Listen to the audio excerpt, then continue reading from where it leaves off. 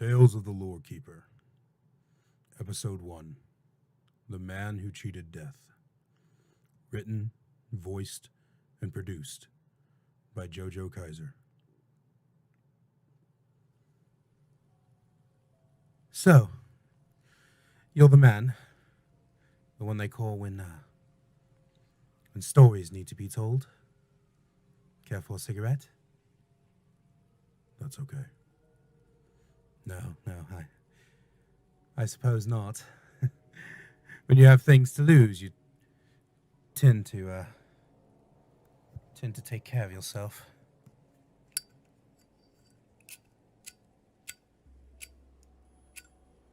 Damn. Out of fluid, I guess. I am the Lore Keeper. And you are? Ah, Mason. Mason Taylor. And why did you call me here? Because I'm the man that cheated death. It was the summer of 38, 12th year graduation. It was a marvelous thing, you know. The sights, the sounds, people cheering. My mum cried, and my father, for the first time in my life, he swelled with pride. I was accepted into Harvard to start the next year, and I was going to study biology, you know. We'd all went down to Barley's pub that night, laughed and drank our weight in fish and chips. Then my best mate, Jonathan Davies, held up a mug at the table. There were 5 of us there, me, John's sister Joan, and the twins, David and Donald Brown. "I reckon we should take a trip down to Brazil," he cried. "Visit the rainforest. It'll be a grand sight to see before we're shoved in classrooms for the next 6 years, huh?" I remember the look of everyone's faces. Confusion, then deep thought, and the unmistakable smiles of one's picturing the vacation of a century. One's filled with sights, love, laughter, and the memories of a lifetime. So we did it. Raced to the airport the next morning, grabbed a flight, and we went as soon as we could. A bunch of college-age ninnies out to see the rest of the world for the first time before our lives truly began. I remember the smell as we landed. It was wet. Wet and peaceful. The wind blew over the ocean and the plane dinged.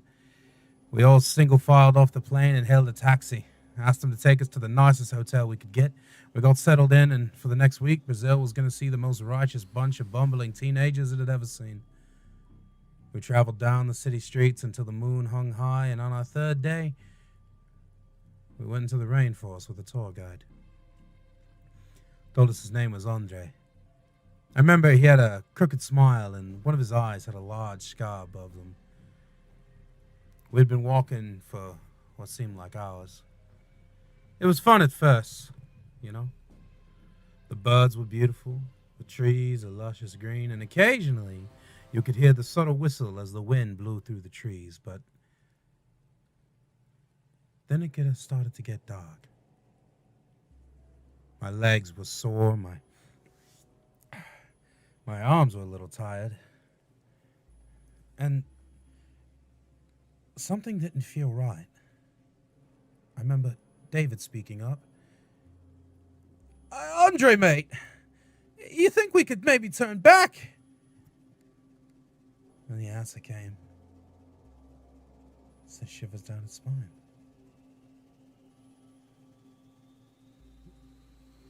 "We already did. 3 hours ago." I remember my head snapping up from looking down at my sore ankles. "What did you mean?" And then I saw it, and I thought I was going to cry. Andre wasn't there. I looked left and I looked right, and I noticed neither were my mates.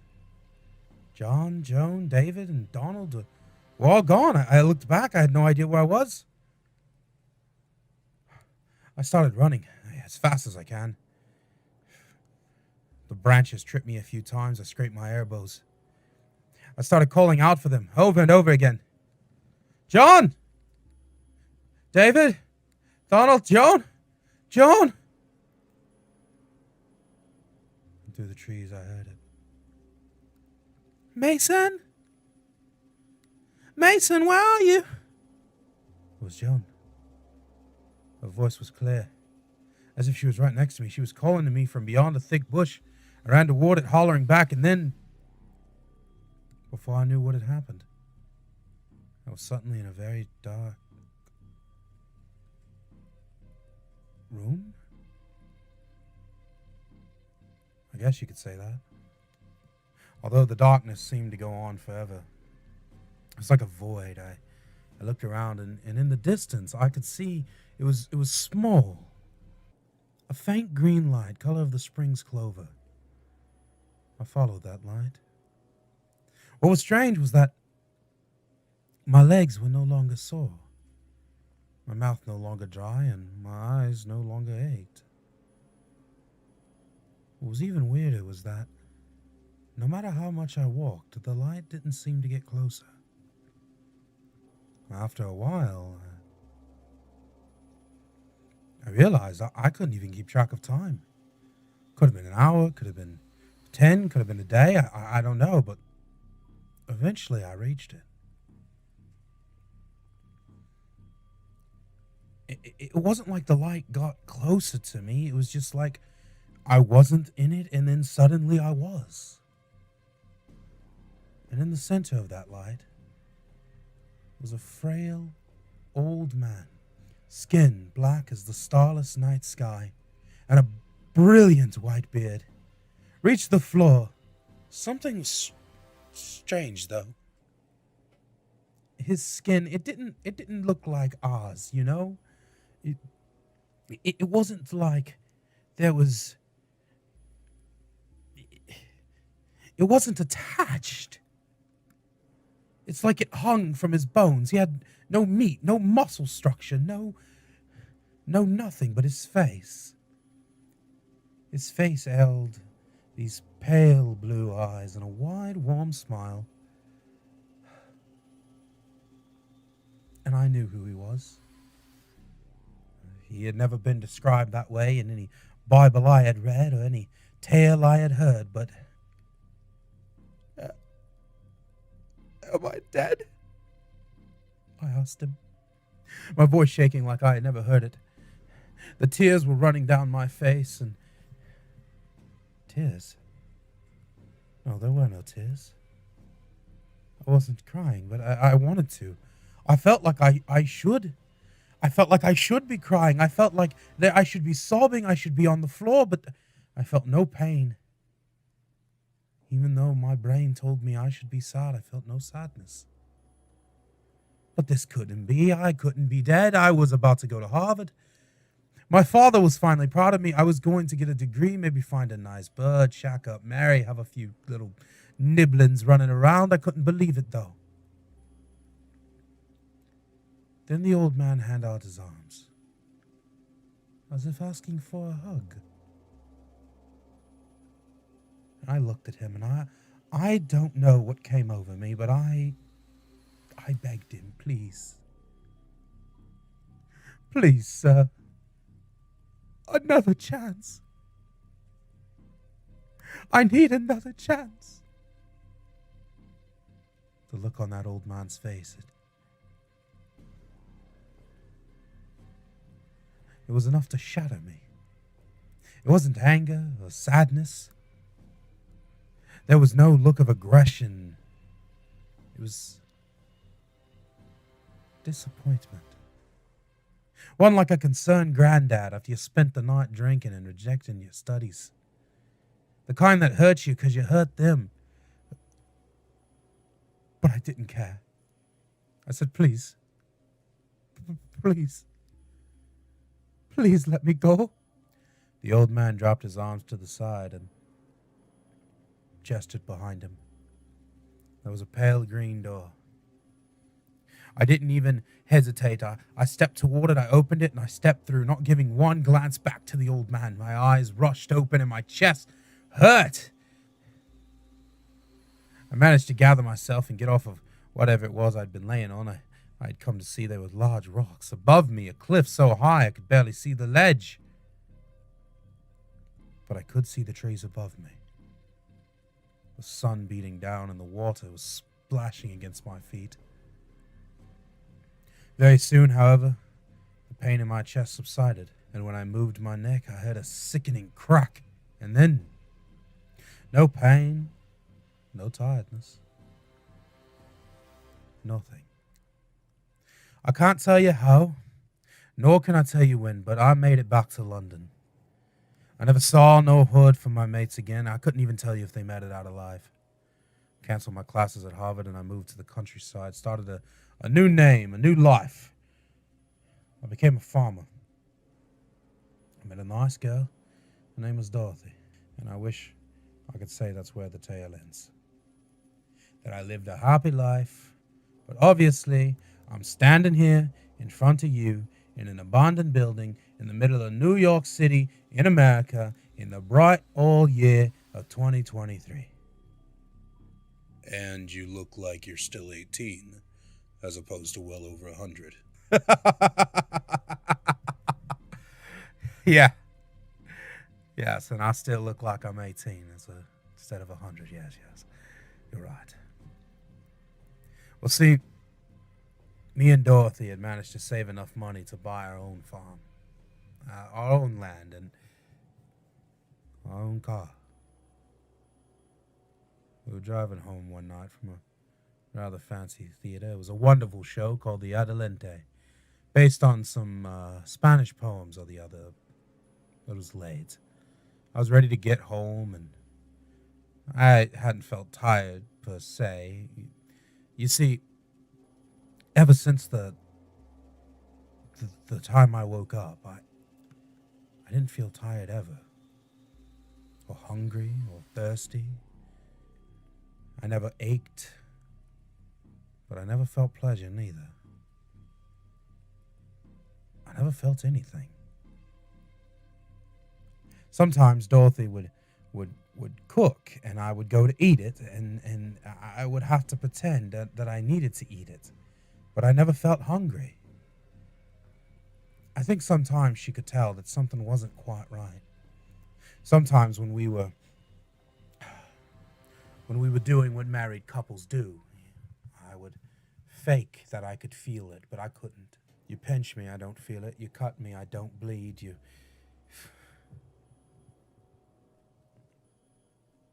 But emotions, oh, I can feel those.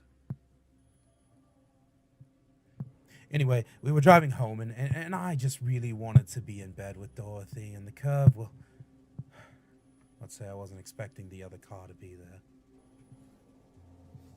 It was a horrific crash. Terrible.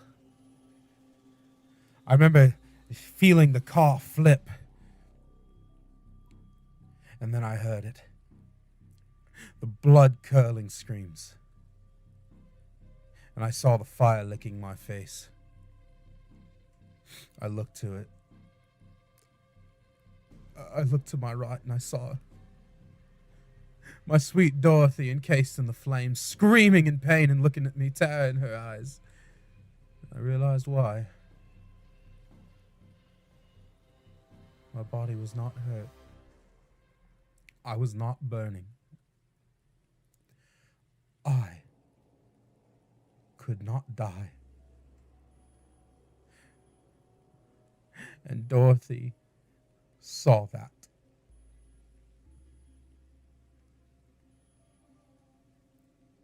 You know, I had felt the weirdness of the lack of hunger and thirst and the lack of pain, but I never really thought much of it until I realized in that moment that I didn't cheat death once. I cheated it for good. When it was my time, I chose not to embrace him, and because of that, I didn't just lose the ability to die or feel pain or suffering. I felt the ability to feel pleasures in this world. With tears in my eyes, I ran from that crash. I ran as fast as I could. I found a small boat and I stowed away on it and took it to the Americas. Enlisted in the war when it started, hoping I could find death there, and I did not. And for the past 80 years, I have been searching for answers. Tried calling to him many times, tried various ways to kill myself. I've leaped from tall buildings, let myself sink to the bottom of the sea, lit myself ablaze, and even sat on a live grenade. Nothing! And last week when I was in a pub downstate, I heard about you. How you collect stories of weird and unnatural occurrences. Do you share these stories, Mr. Lawkeeper? Yes. Then a warning. Should anyone ever find themselves in a dark void, and a dark-skinned man with a long white beard and pale blue eyes offers you a hug, you take it.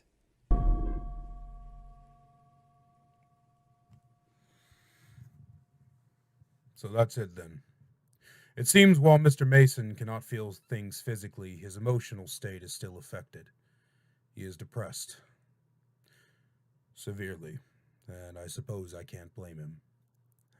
Though I do wonder, surely Mason Taylor, if that is his real name, is not the first, nor would he be the last to beg death to spare them and be granted that wish. I have this story in the journal for now, but I'll be posting this online as well. And if you're out there, and you are like Mr. Mason, contact me. I'd love to take your story.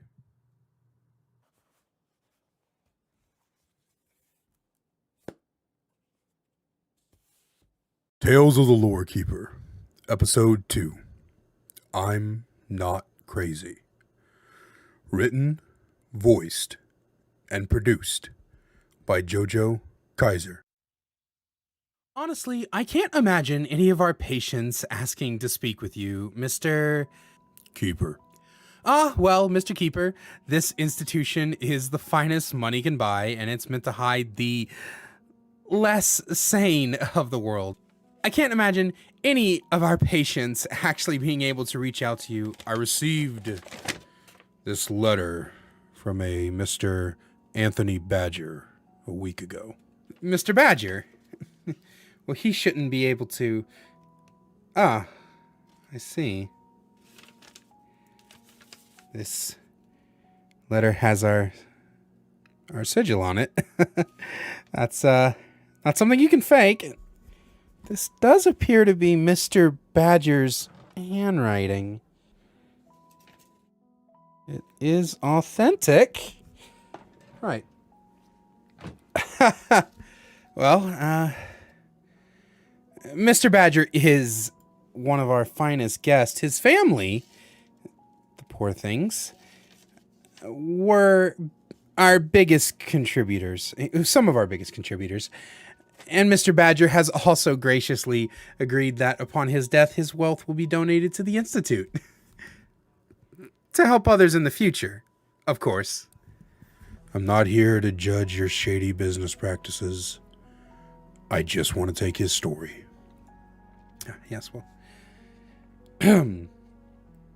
Clarence? Yeah? Please, would you do me a favor and get a private room for Mr. Badger and a special guest, would you? Got it. Sorry about that. Here, I will show you to the privacy room. Follow me.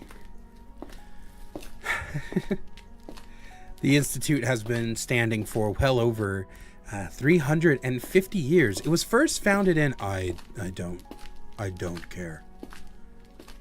Right. Sorry. Through this door, to your left is going to be a privacy room where they will bring Mr. Badger into you. Please, whenever you're done, make sure you ring the bell. We have to lock the doors sometimes for safety reasons. I hope you understand. Get your hands off of me! Who are you? Who are you? Another quack? One of these fascists come to get me?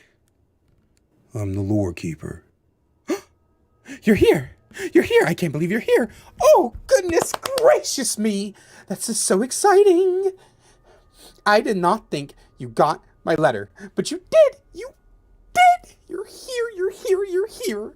I have read so many of your journal entries. I ended up seeing your first book around. Mr. Badger, please. There are a lot of things I have to take care of. You wanted to tell me a story. Yes, a story. A story, yes. You're obviously a very busy man. Is there a process? Do I need to do anything special, or just start from the beginning? Okay, well, first off, I'm not crazy. I'm actually very poignant. I have a schedule, always have, and I stick to that schedule. But I am not crazy. It all started 5 years, 27 weeks, 4 days, 16 hours, and 9 seconds ago. It was a Wednesday morning. I know that because I was taking out the trash.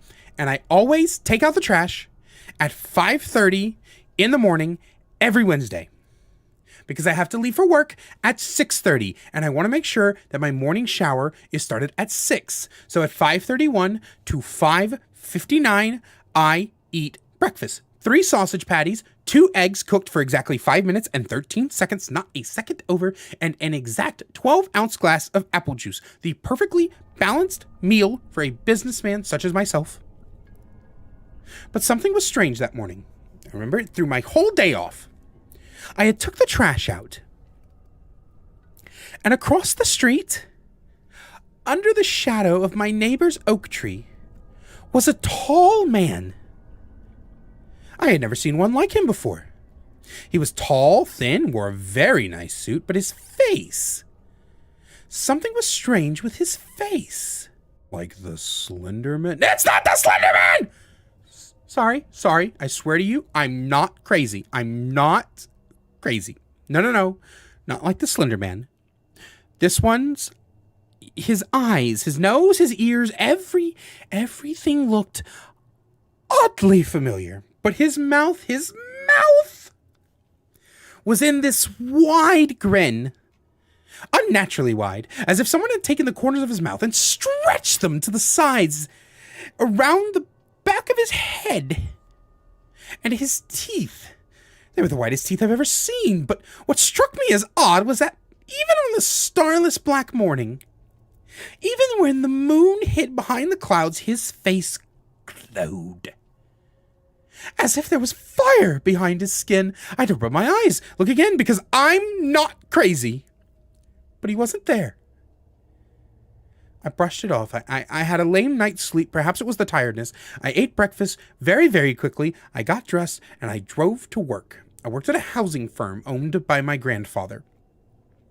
The Badgers, you see, we are an incredibly well thought out businessman. My grandfather built this business from the ground up. My grandfather had died 11 months, 3 weeks, 4 days, 7 hours, and 36 minutes before.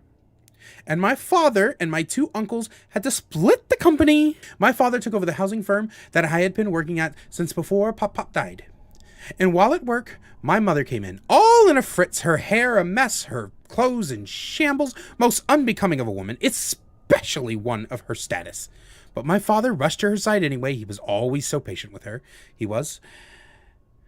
She told my father she had gotten a call. My Aunt Jill, on my mother's side, of course, my father's family only ever birthed men. It was our strong genes at work. Anyway, my Aunt Jill had been murdered. Gutted like a fish, caught on the lake by our summer home. She had had her organs ripped out of her stomach. And the next thing I know, I'm being dragged to a funeral, destroying my Friday evening routine. I always got off of work exactly 45 minutes early so I could catch the record store before they closed and pick out a new classical record. I don't listen to digital music. It just isn't right. I don't like technology at all. And I see even you record on a pen and paper, a proper man of culture. In any case, I was dragged to Jill's funeral. It was a closed casket. I suppose being gutted is very hard to fix, even for professionals. I even mentioned as such to my cousin Charlotte. It was her mother.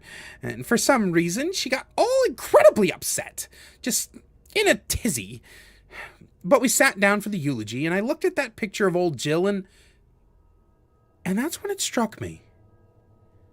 The eyes, the nose, the ears, the cheekbones, that was it. That was what that creepy man looked so familiar.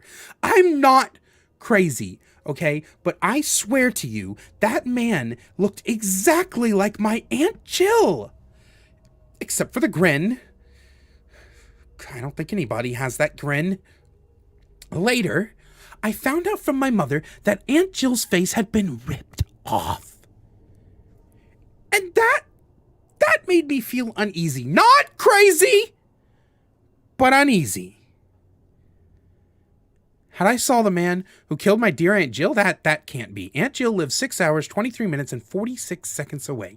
If you gave or take a few for traffic and red lights, of course. There's no way somebody could murder my Aunt Jill early in the morning and then make it to my house to terrorize me with her visage. Was it a premonition? Was I psychic? No. Only a crazy man believes such things, and I am not crazy. But I will admit, that night on the car ride to the hotel, I was dozing off in the passenger seat, and I looked to my right, and I swear to you, at that moment, for just a moment, I thought I saw him again, standing there with my aunt's facial features and that wide, perfect grin. The next few years would drive a normal man crazy, but not I. I am not crazy. I should be, but I'm not. It seemed like every few months, a new family member gone in different ways. My cousin Charlotte, a heart attack. Uncle Hector, taken in a car accident. My poor grandmother fell off her 3rd-story balcony. It just kept happening and happening and happening. I didn't understand it. I was going, no.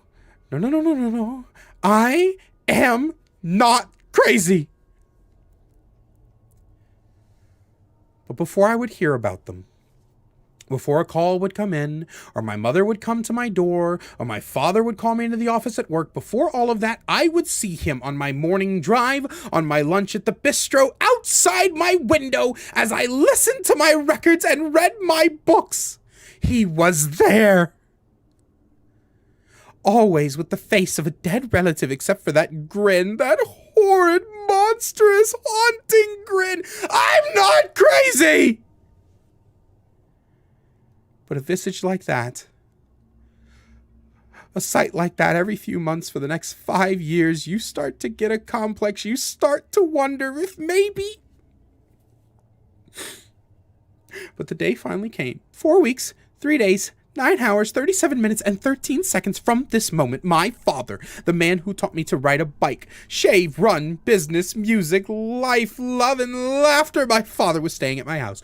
We had just lost mother to a petrifying house fire 4 days, 6 hours, 22 minutes, and 4 seconds prior. I had walked in to bring him his morning coffee. He was always so distraught, but I was going to take care of my father because that's what a man does. And standing there, in the guest room of my home, was the grinning man. My father, torn limb from limb, blood everywhere. And over the face of my dear mother, the grinning man, he started replacing the features. He popped out the eyes of my mother and placed the ones of my father in his skull and her nose for his, then the ears, and I couldn't take it. I don't know what came over me. I'm not crazy, but I screamed. I flung myself at the man, throwing hot coffee on him. I managed to tackle him, one ear still hanging by the cartilage that he was previously tearing off. I punched and I kicked and I screamed. I called him awful words and tears rolled down my face. And the last thing I remember was that awful grin. Then I woke up, and I was here. The doctors say I told them the story hundreds of times, but I'm not crazy. I never told them before I awoke. But I finally had to do it. I've read your stories for years. I've kept up with your journal entries. They are fascinating, and I always thought they were just pure fiction. But I had to send them to you, Lorekeeper. I had to call you here because it's my turn. 6 days, 15 hours, 19 minutes, and 27 seconds ago, I awoke in the night. At the foot of my bed, there he was. But this time, there were no eyes, no nose, no ears, no expressions. It was only that grin, that wide grin. And his mouth did not move at all, but I heard him say it. Nice face.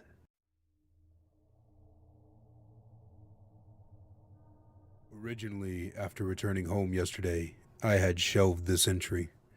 There seemed to be no need to add any kind of notes or follow-up. However, I got word a few moments ago that Mr. Badger was murdered in the Institute. His face missing, and they have brought a guard into custody, apparently the same guard who had snuck the letter Mr. Badger wrote to me out of it. But I'm not crazy. As I write these words on paper, I look out my window, and on the courtyard down below, I see Mr. Badger. Except he has a wide, white grin. Tales of the Lorekeeper, Episode 3. The Real Monsters. Written, voiced, and produced by Jojo Kaiser.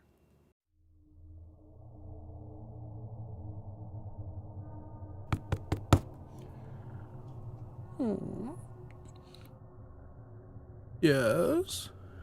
Can I help you? Mr. Anderson, you called me yesterday. Oh, you're the Lorekeeper. You arrived so soon. I like to get to people before they back out. Well, I appreciate it. Come in, come in. Sorry about the mess.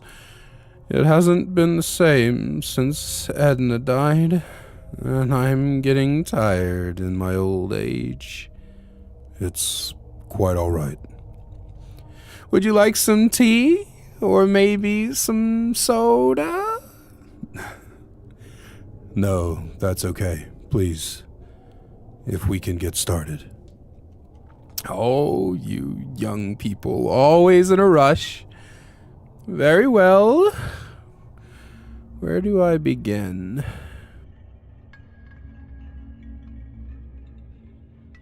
July 7th, 1952. Right here in Chicago. It was my 13th birthday. And my father had brought me a brand new Polaroid camera. They had only recently figured out how to get it to black and white, and I was ecstatic. I remember rushing to my friend's house, good old Wesker Mariotti, after my party and showing it off. We took pictures of everything, his mother, his sister, the birds, the dog, ourselves. Oh, we ran that camera dry. Thankfully, my father knew my love of photography and brought me mountains of film. Father always spoiled us. I miss him most days. He died tragically a year later in '53. A tragic loss for everyone. Father was everyone's friend. And everyone was Father's friend. Anyway, I played with the camera all summer. I took photos of everyone and everything. Then, one day I met him. The man who would change my life forever. Thomas Forball. He was a tall fellow. At least he was tall to me. Even as an adult, I never quite grew above 5'6" or so.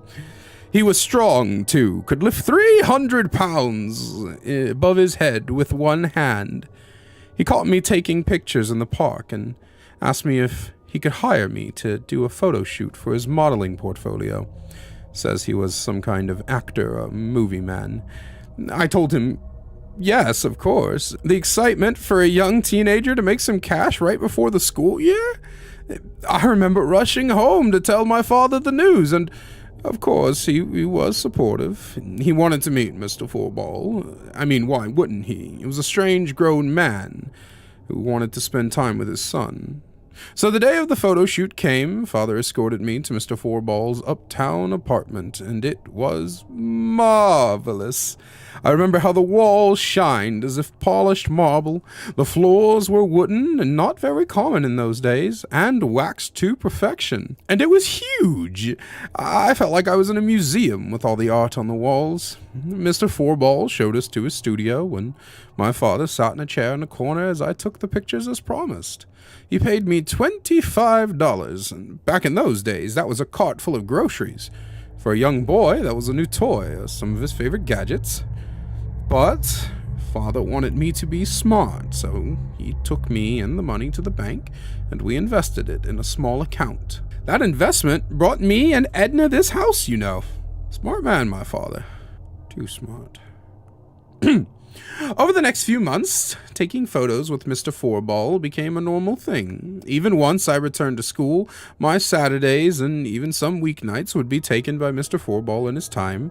I began making so much money, my father, the ever-protector, did get a little suspicious, but every time I would invest or tell him it was fine, he'd believe me, I guess. Parents' intuition is always right, however. It didn't take long before Mr. Forball began to make advances. Soon, the photos went from model shoots or photos of properties he was trying to sell to naked poses of him in his bedroom or on his balcony. And it wasn't long before I started to feel things about him. Mr. Forball was a tall, toned, tanned man with ashy blonde hair and piercing blue eyes, a chiseled jaw, and I was a confused teenage boy. I began having fantasies about him, explicit fantasies, and before I knew it, my mind was full of thoughts, sinful thoughts.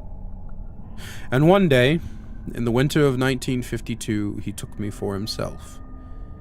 And I let him. It hurt at first, of course, but after a while I began to enjoy it. My awakening was with that man. And by the early spring of 53, me and Mr. Forball had an arrangement. Every few days I would come to his house for pictures, and every Saturday we would bed. I would take a few normal pictures to show my father, but that summer is the one I'll never forget.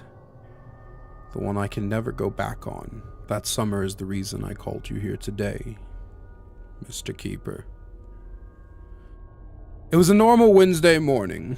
I had gone to Mr. Forball's home, and he had moved a couple of months prior, you see. Said he needed a new home with a large basement. When he opened the door, something seemed off about him. He was happy to see me, of course he was, but he looked too happy. As if something had changed in his life. He ushered me into the basement of his new home. I hadn't been down there since he moved, and there, the horror of what I had seen can never, ever be gone from my mind. Mr. Forball had instruments of torture hanging from the walls. On one side, a large medieval-like rack made for stretching humans, and in the center of the room, a large table with some sort of electrical device next to it. And on it was a man, naked and unmoving. I approached cautiously, and saw that the man's face was twisted into a visage of horror, terror, and pain. But he was dead. With burn marks all over his body, he had lacerations, and on one side of his face looked to be dried candle wax. I don't know what came over me, why the strange urge caused me to do so, but I took the camera hanging around my neck, and I snapped a picture of him, and then another, getting all angles, every intricate detail, and I heard Mr. Forball chuckle behind me.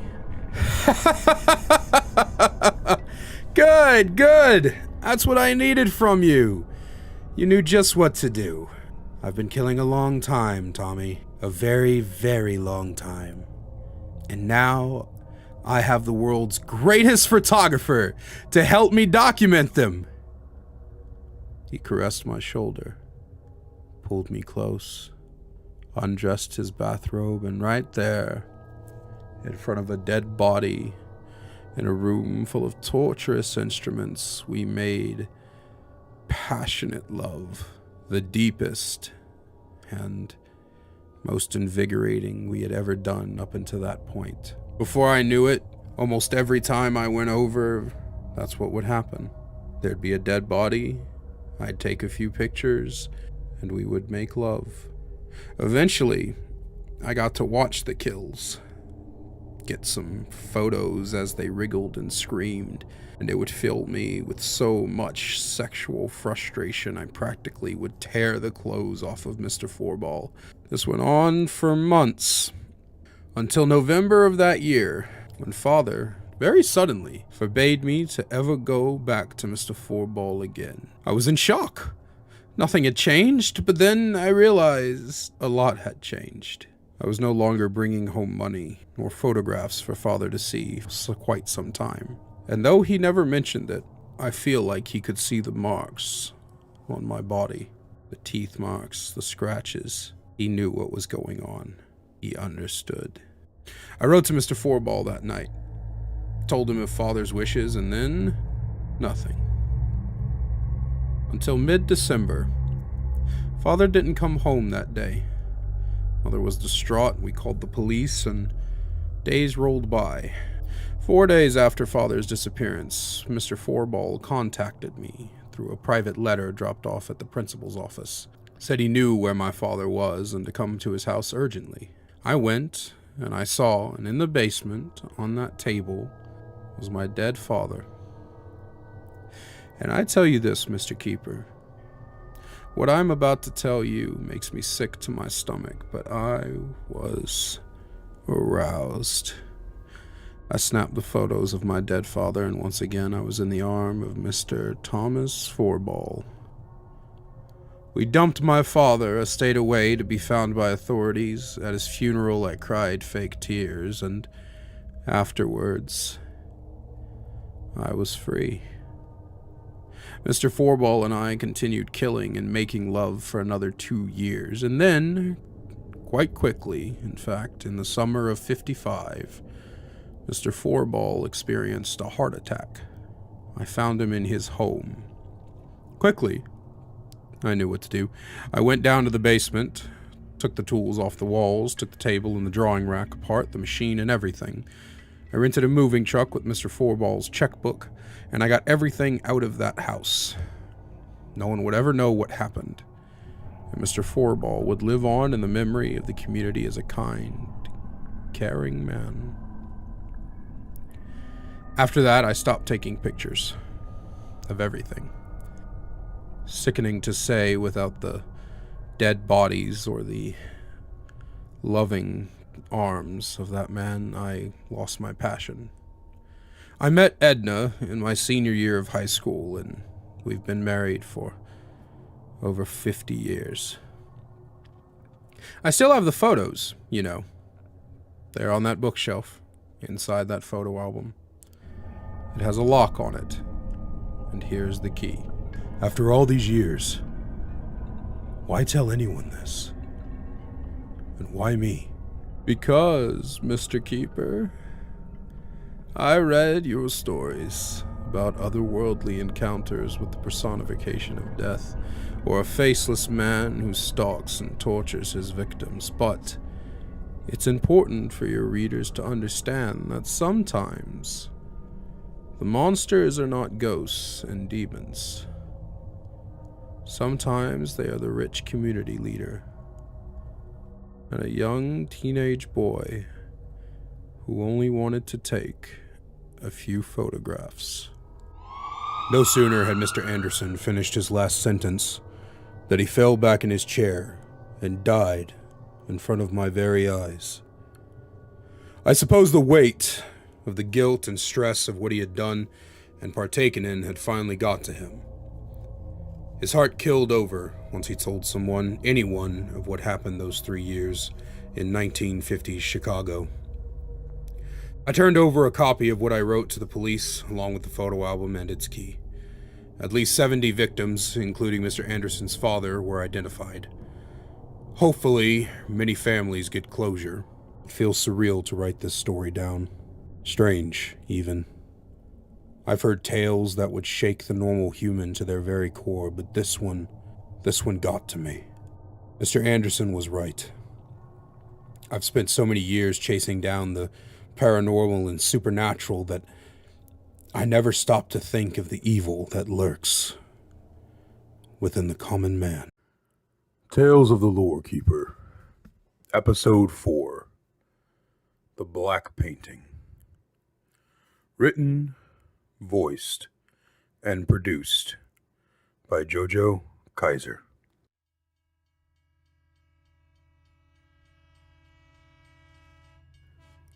Oh, sorry.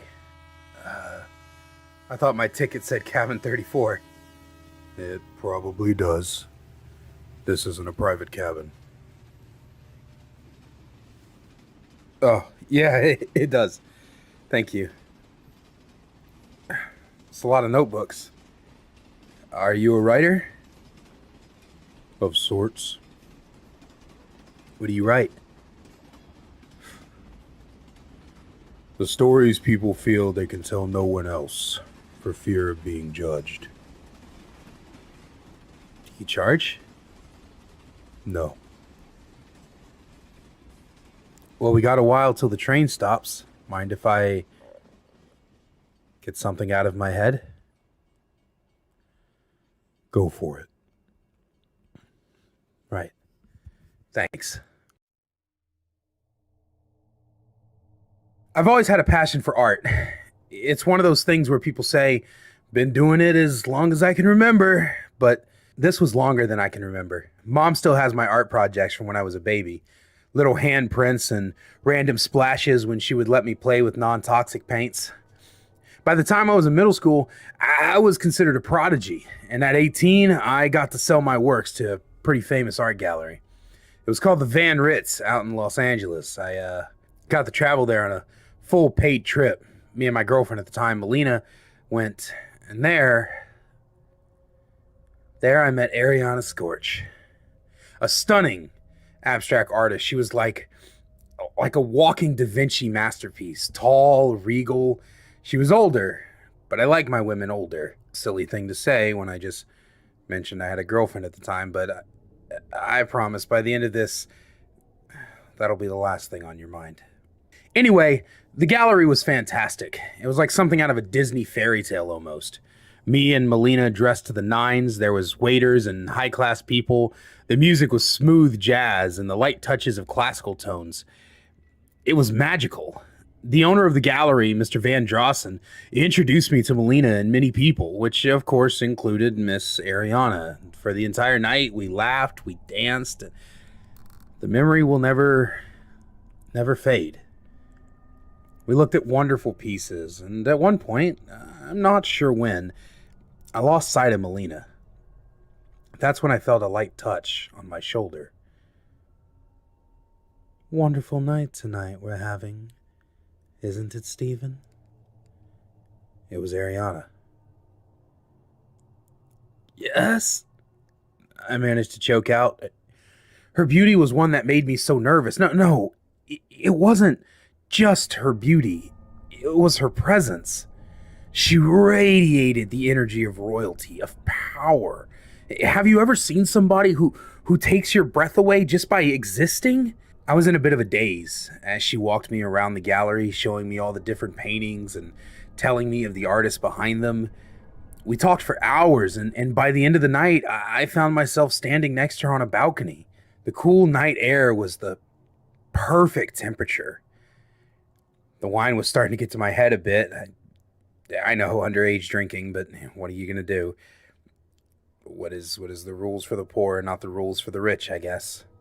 Before I knew it, she kissed me. And I kissed back. My God, it was unlike anything I'd ever felt. I swear, my feet came off the ground. My heart raced. I thought the stars shone a tad brighter. And afterwards, she smiled softly against my lips as she moved to my ear and she whispered, "Don't lose it now," as she slipped a paper into my shirt pocket. Her number. She then caressed my, and she left. I went back downstairs and found a rather bored Melina listening to some old man.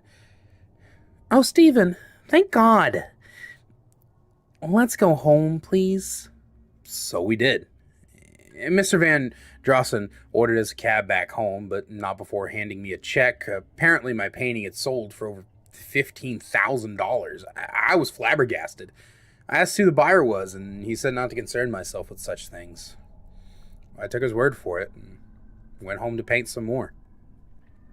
Over the next year, I kept in touch with Ariana. Occasionally, she would come visit me, and on one or two occasions, we would, it was amazing. I felt like such a champ. I was a young 18-year-old stud able to keep two beautiful women at the same time. Eventually, I was able to sell a second painting to Mr. Van Drossen, and this time for $25,000. And I used that money to move into a studio apartment downtown, right across from the gallery. I threw a housewarming party. So many people came. I thought I was going to get a noise complaint from the neighbors, but turns out noise complaints don't matter because Mr. Van Drossen owned that building. From what I gathered, he owned a lot of buildings. And of course, Ariana was there. She was a masterpiece.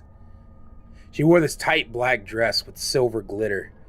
Her hair was adorned in long braids, and her lips spouted this dark red lipstick.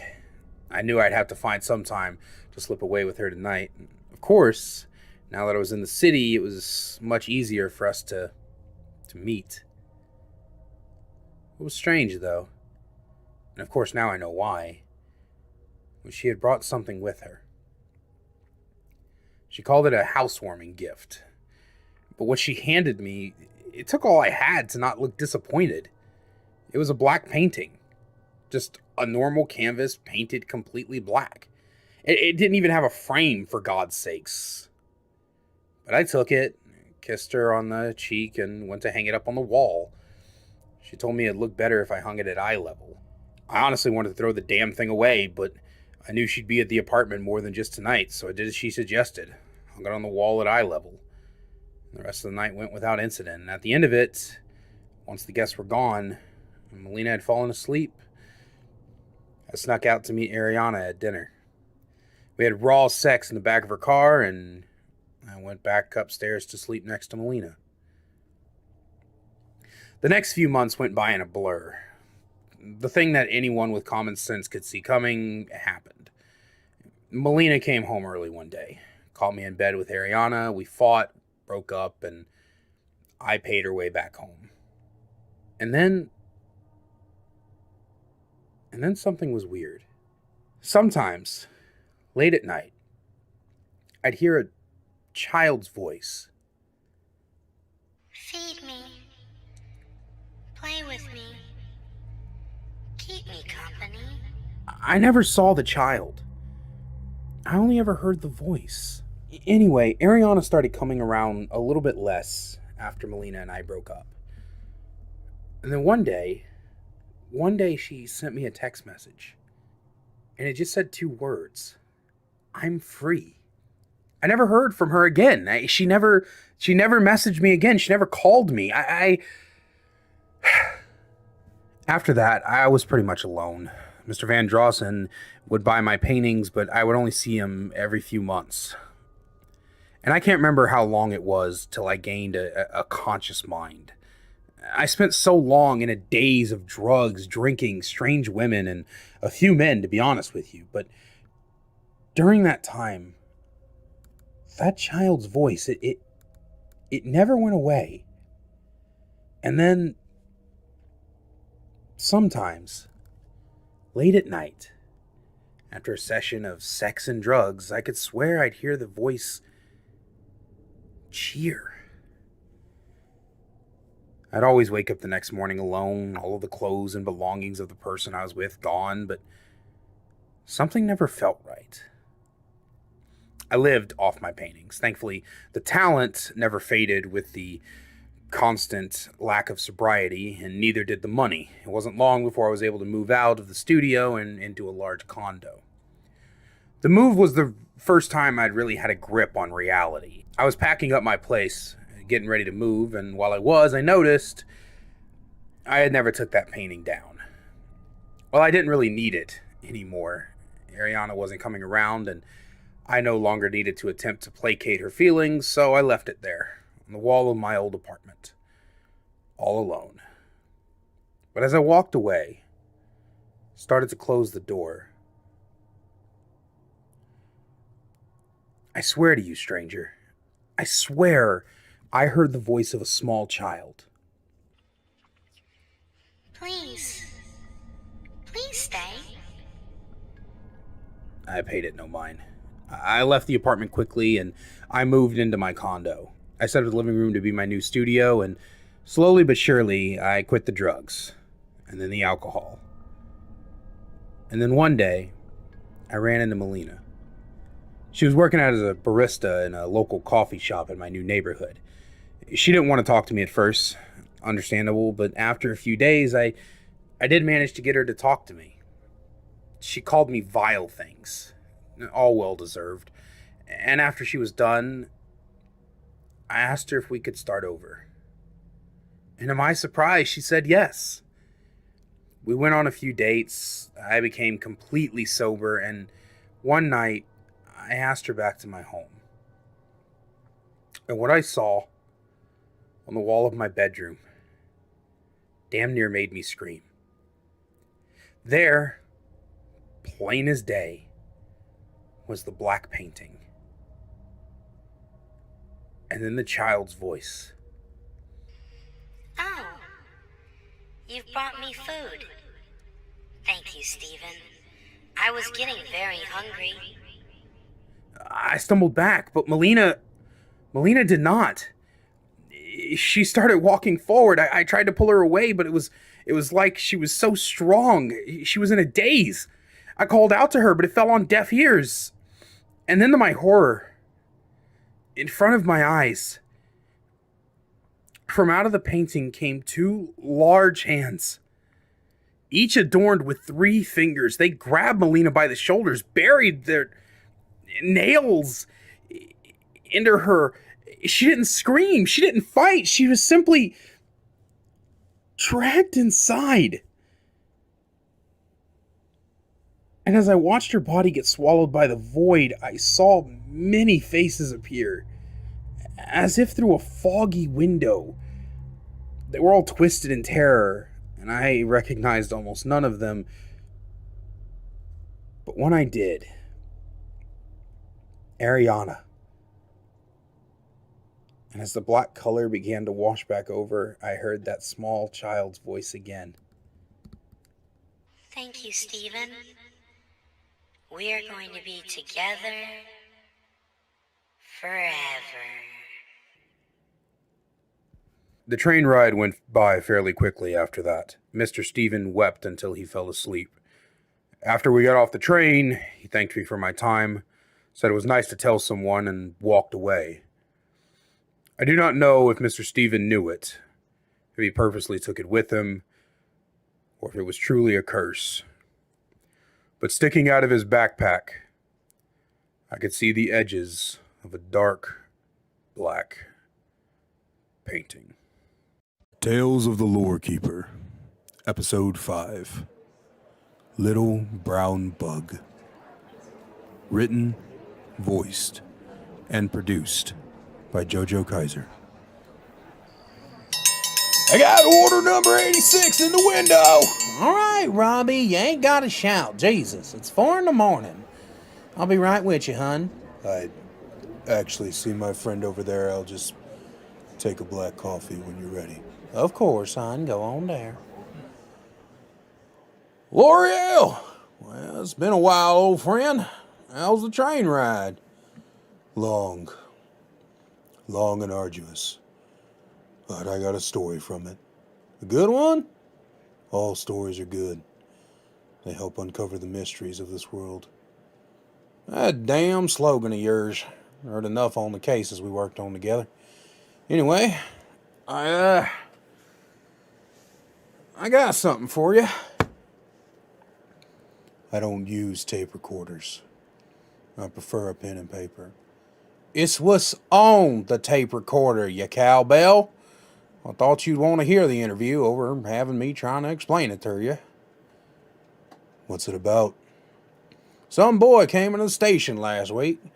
Said he was being haunted by a bug. A bug? Just listen.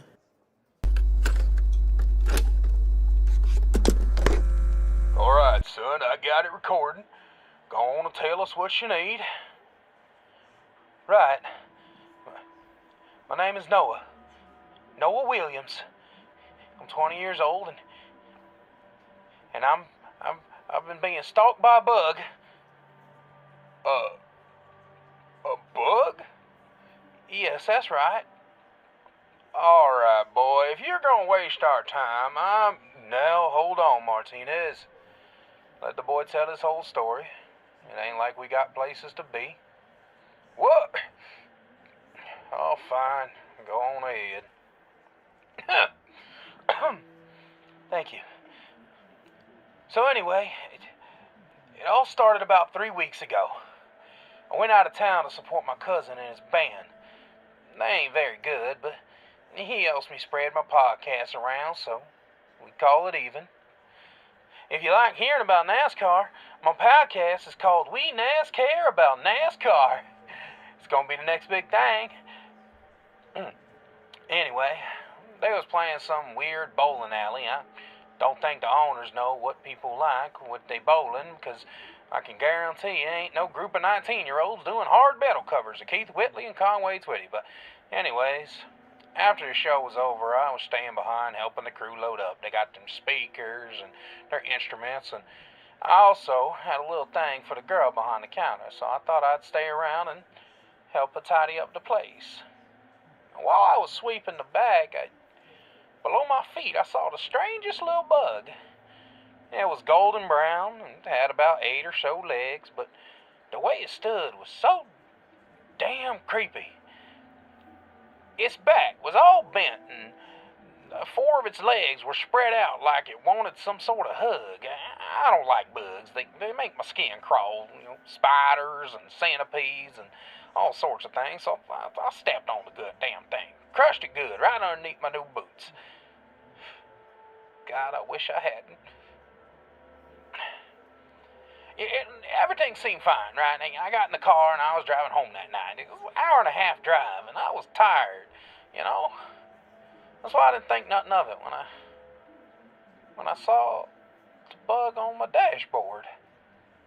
I swear it was the same little bug I just crushed. Same 8 legs, same weird curve, same 4 legs looking out for a hug. Although now there was something new to it. Now it had 2 weird long antennas, longer than his body. Grabbed my notebook off the passenger seat and I crushed the little thing. Creeped me out, but I figured it was just a native to these parts and somehow had gotten in my truck. The rest of the ride home, though, it was kind of weird. I could swear to God, I heard somebody whispering in my car. I looked around, I didn't see nothing, I didn't know nobody. I was alone. My cousin was driving with his bandmate, so I wrangled up my radio and turned it all the way up. Figured maybe I was just, hallucinating or something. Had a couple too many beers. I wasn't drunk driving. I was buzzed. Don't get on me for that. The next morning, I was making some coffee and getting ready to go to the gym. And there, on the counter, right next to the pot, it was that little brown bug. Now in my kitchen with the light on and the sun shining through the window, I could see the darn thing clear as day. It had the same 8 legs, same curved body, same forward looking for a hug with long antennas, but it also had these pitch black oval eyes and a couple of pincers. But hell, I don't know if I can explain it right. It didn't look real. It looked like a cartoon. The eyes and the pincers, they weren't attached to the body. They almost looked like they were floating on top of the damn thing. I freaked out and I crushed it with my slipper. But right before I did, I swear I heard something. It said, "Why, Noah?" I know it sounds crazy, but after what I've been through, I swear to you, that's what happened. I swear it's what happened. It wasn't long before I started seeing that little bug everywhere. At the grocery store, in my classes, in my home. I kept killing the damn thing, but it kept coming back. I couldn't shake it. You know, you think it's a bug. Maybe I was just finding more. Maybe it got on my suitcase, got inside my truck, but it can't be everywhere, now can it?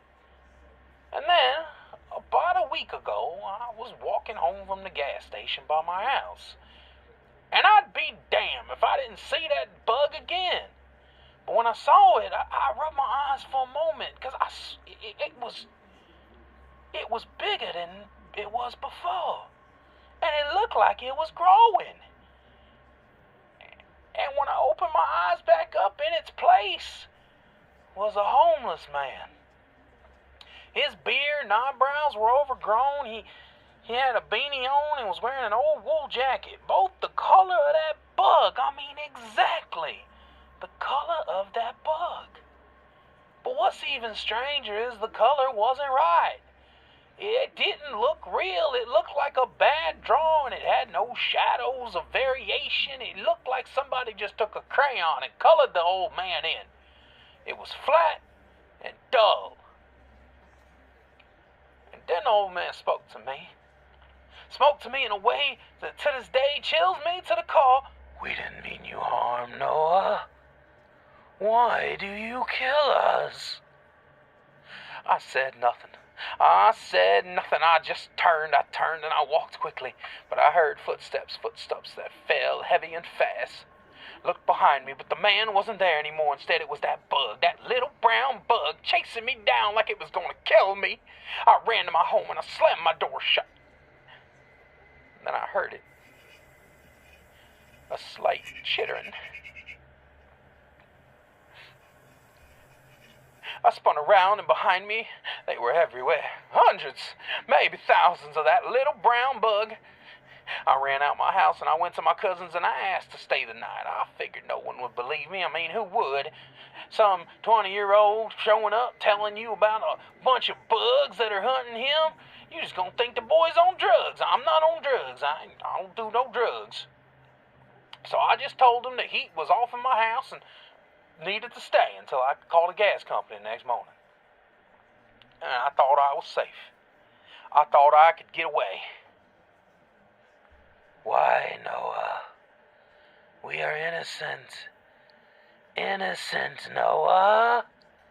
I woke in the night, and on my chest was that little brown bug. It stared at me with those floating black eyes. I flung the blanket off me and I ran out the house for my life, and down the street I found an old building on 14th and hid in there. I gathered up some old wood and used my lighter to light a fire. Maybe the fire would keep the little bastard away. I stayed awake all night that night. I kept my eyes open.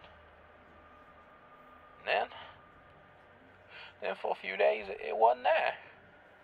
I slept peacefully. I returned home. I was convinced it was some hallucination, maybe some drug I took. Not that I take any drugs. But the point is, as I was free.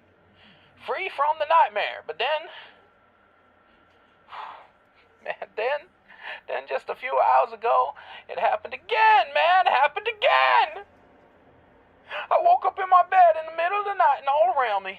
In the glow of the charging light on my phone, I saw them plastering the walls. I flipped the light on, and there were really thousands of them this time. Thousands of them little brown bugs. They were everywhere, man, everywhere. You gotta help me. You gotta go over there. You gotta. All right, I heard enough. Time for you to go on, son. You wasted more than enough of our time now. No, you can't send me back. It's there. It's out there. All right, I said calm down now. I'm gonna toss you in a cell. Please, why won't you help me? Shh. That's all we have of the interview. The boy flung the recorder against the wall. I had to get another one just so I could play you the tape. Martinez tossed the boy in the cell. The next morning, he was found dead.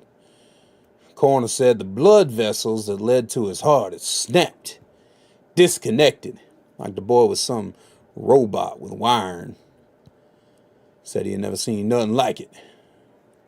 Went to his house before you asked, and it was just like he said.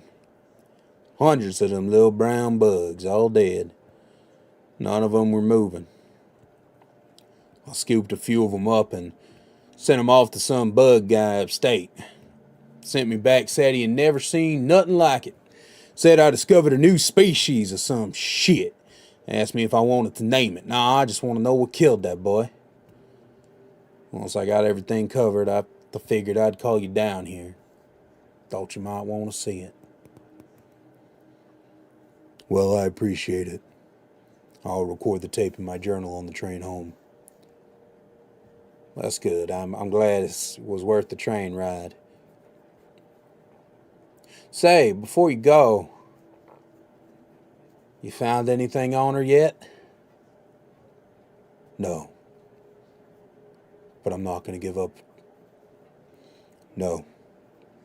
But I'm not giving up hope. I'm not going to give up either, old friend. I'll still check her file once in a while. I'll let you know if I find something. I appreciate it, Austin. Hey, you didn't drink your coffee. Yeah, I guess I didn't. Tales of the Lore Keeper, Episode 6, The Missing Seven. Written, voiced, and produced by Jojo Kaiser. Sometimes, the stories do not come from the mouth of the witness, or from a recorded interview. Sometimes, they come in bits and pieces. It may take years for me to put things together into a cohesive narrative. But today, every piece was delivered to me. And after spending the past several hours putting them together, I am prepared to tell you the story. Early this morning, at around 3 a.m., I awoke to a knock upon my front door. When I opened it in my sleepy haze, expecting to see someone there, instead upon my doorstep was a large police file box, and in it were perhaps hundreds of files. This is what they had to say.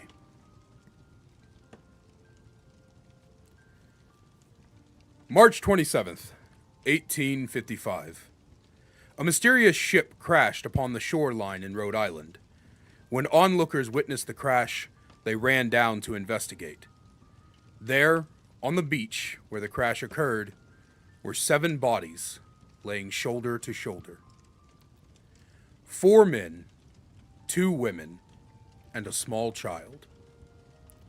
They were, of course, dead on arrival.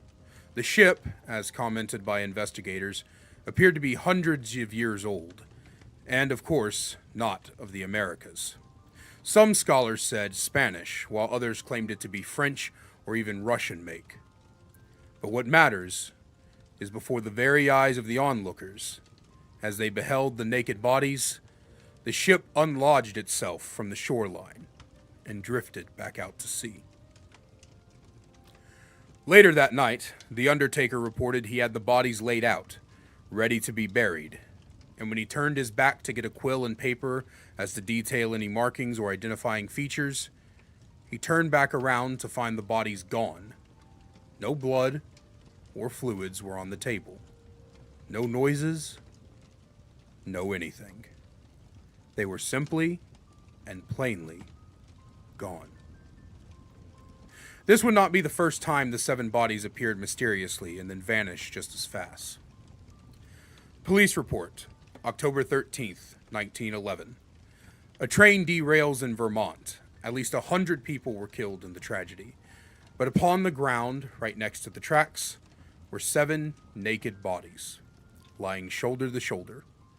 4 men, 2 women, and 1 small child. This time, thankfully, the coroner was able to get brief descriptors. Their faces were neat, not mangled or damaged.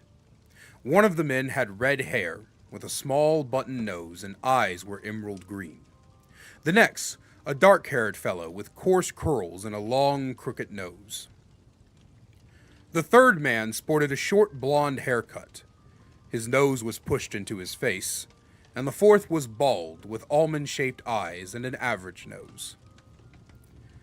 The women appeared to be twins, both with browned, loose curls and porcelain-like skin. They were also the only 2 holding hands. The child looked like none of the adults. They had raven hair that was wiry, and their eyes were deep chocolate brown. And their skin, unlike the rest, was quite dark. But not as we would describe humans who are of African American descent. The coroner wrote that the child's skin was as black as the shoes one wears to an evening party, and it felt just as leathery. Of course, the story follows that the 7 bodies vanished from the coroner's truck that was transporting them back to another location. And the cleanup crew reported that while they were cleaning up the train, it simply rolled itself back onto the tracks, nearly crushing several of them, and sped away towards the horizon, many of the bodies still on it. The train was never found and never recovered, and to this day, researchers still try to figure out what happened to it. The final recorded appearance happened on February 8th, 1967. A car accident in upstate California. Once again, there upon the road, authorities found 7 naked bodies laid shoulder to shoulder. 4 men, 2 women, and 1 small child. Inside of the car was a family of 5, and this time the coroner was able to gather pictures and much more detailed descriptions of them. So detailed, in fact, that, well, I should get to that in a moment. In any case, before rescuers could pull the family of 5 from the car, it, still damaged and mangled, drove itself away from the scene. So fast, in fact, that the police were never able to find it. With the photographs and written descriptors, the story does not end there. Whoever gathered this story and put it into pieces on my doorstep, scarily, and quite oddly, managed to identify each of the bodies. Well, all except for 1.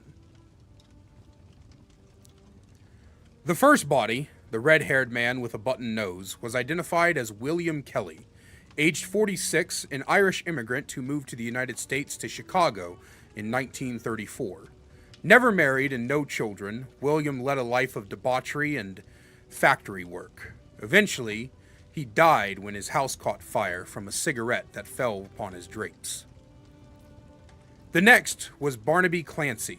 Born in Washington, 1907, Barnaby was a devout family man, working as a doctor in the town's hospital. He'd go to work each day and arrive home each night without fail. It is said that he was beloved by his community, but he died mysteriously of a heart attack at the young age of 29. Third on the count was Henry Richardson. Birth year and age unknown, Henry Richardson is only an alias. He was a con man wanted in several states in the 1980s. Henry's main con was forging documents of beach house ownership in Florida and attempting to sell them for extremely low prices. He would make a sale, cash the checks, and make away before the buyers caught one. He was found dead from a shotgun blast in a warehouse in Kansas in 1988. The fourth man was unnamed, the only one of the adults not identified. He was a John Doe found in the ruins of the tragedy of the 9/11 terrorist bombings in New York City. Finally, the twin women, Faye and Felicia Brownsley. The twins were born in 1966. They were a couple of exotic dancers in downtown Los Angeles, a regular attraction by the look of things. They were both found dead of a drug overdose in their apartment in 1990. The last body is, of course, the child, one with black hair, chocolate brown eyes, and black, leathery skin. No records exist of this child, no name, birthplace, death date, or anything. And as I look upon these photos, this autopsies, newspaper clippings, life stories, and more, the only photo of the child from the 1967 car accident seems as if it's from behind his closed, dead eyes. He watches me. But of course, what intrigues me most is how these 6 adults, who died at different times, in different states, and in different ways, all managed to show up in the late 1800s as dead bodies. Where did they go? And what forces managed to cause 3 vehicle-based accidents to attempt to clean up its own spectacle? Normally, I would have nothing more to go on. I could attempt to find older stories from past lore keepers and piece things together as they may be, but I am not like those archivists out in London. I am not an investigator. I am a librarian. I only mean to hold these stories for those who may need them, not to solve the case. However, my curiosity gets the better of me. This child is not human, and these events are not your standard paranormal affair. I searched the library for old entries. I looked upon my own writings and went 5 generations back, but I could find nothing. Not anything of substance, anyway. I did find a rather old book from the early 1900s. The story of the shipwreck is told from the perspective of one Siri Malkovich, a dock worker during the incident. Apparently, Siri saw the ship crash and was helping with the cleanup when the ship vanished. Before Mr. Siri witnessed the ship vanish, though, he heard the voice of a child called out to him. Only faintly, but it beckoned him, asked him to join it in its sweet embrace, to go play and to feed it. And that is when I thought about that young man on the train and his black painting. I went back to reread the story, look back at my notes, and understand exactly what happened. I sometimes wonder if the ghosts and monsters and demons I hear about are older than we realize. In this world, there are so many secrets we do not think about, things we find impossible. But what if some of these things can exist across time, almost at the same time?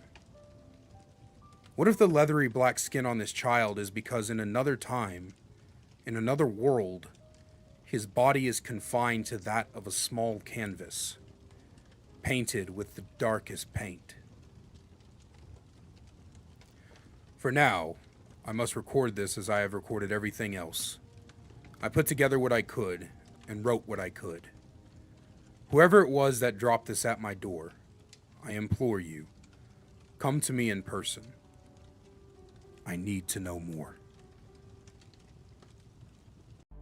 Tales of the Lore Keeper, Episode 7. She Waits for Me. Written, voiced, and produced by Jojo Kaiser, with a special guest voice as Father Croven, the Mr. Headache. His links can be found in the description down below. Ah, hello, and welcome. You must be L'Oreal. Father Campbell said if we ever encountered an oddity, we should call you. I am. A beautiful church you have here. Father Campbell's was much more restrained. He was good, but a stubborn man. My name is Father Croven. We spoke over the phone. Yes, of course. So, where is he? He is in the basement. We brought a bed down there for him. He hasn't come out in 2 weeks. What keeps him here? I think it's best that he tells you. I will say, though, I thought the boy mad when he first arrived. But I have seen what he fears, with my own eyes, and felt its touch upon my own skin. He is right to hide.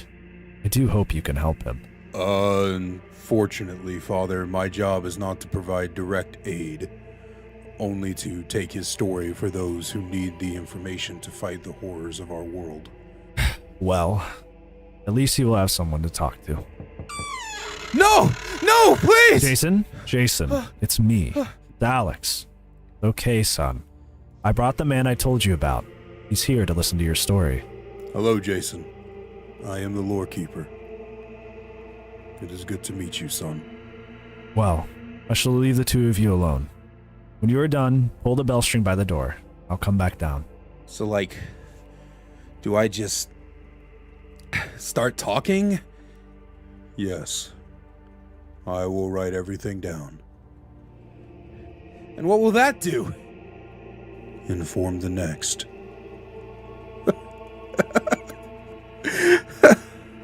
Well, it's better than nothing, I suppose. I guess I should start with who I am.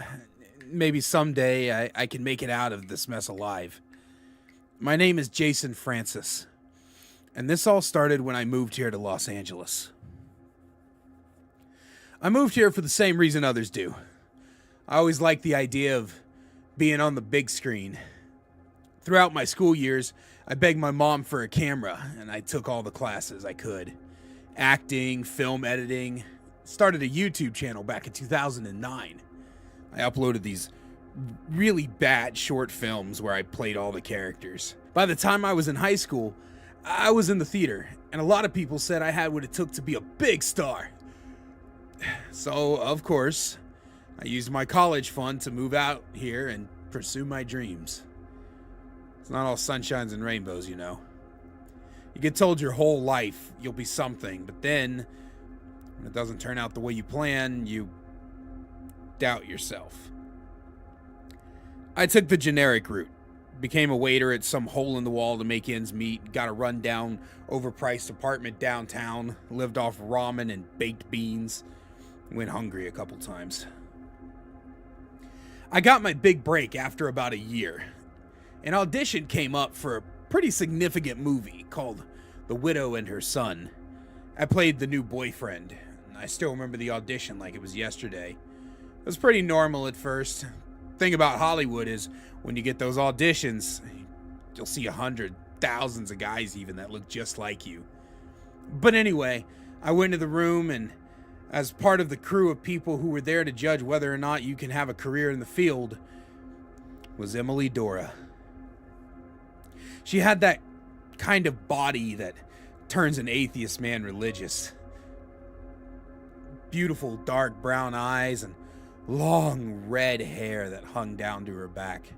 I could go on and on about how beautiful she was. I am a professional though, and I kept my composure enough to ace that audition. The filming took 2 years, and it was long and hard. But over time, I got to know Emily. We would talk for hours some nights, and I swore to her after filming I would take her out someday. She laughed that shy laugh women do when they think you're joking about how much you like them. Truthfully, I don't even know where I was getting the courage. She was way out of my league, hell, out of anyone's league. I don't think anyone could possibly be enough for her. But after filming, she actually let me take her out. We went to a nice restaurant called the Le de la Rose. It's one of those places with a dress code and a menu that makes you question your financial decisions. But for her, it was worth it. When the private screening for the cast members happened, we went together as a couple. I couldn't believe it. We were a couple. I was so happy. And life was good. We went to the staff screening together. The movie was great. all our hard work really paid off, you know? I had so much fun. She laughed, we both cried, held each other's hands throughout most of the movie. They say absence makes the heart grow fonder, and that may be true, but truly every day I spent with Emily made me feel more and more in love with her. It started out as a physical attraction. I wanted her body and her face. I still do. I still did. But as time went on, I wanted her heart, her laugh, her voice. I longed for her touch, her stories, the light she shined upon my darkened days. I wanted Emily. I remember this one day, in the 3rd year of our relationship, we were living together. I had a terrible day on set of some low-budget TV show. I don't remember the name. I had texted her about it, and I came home to find my favorite meal on the table and the song we first danced to on the record player. She gave me a new outlook on life. After a while, it became apparent to me that, I moved out to be an actor, but I found something more. And eventually, I did what I had to do. I asked her to marry me. I bought the biggest ring I could afford, which, with the residuals from the movie, it was quite a big one. And she agreed. The wedding was wonderful, full of laugh and love. We had so many people there. We had to book a big venue, and even then there was more people than we expected. We invited her family and my family. I still tear up thinking about it, man.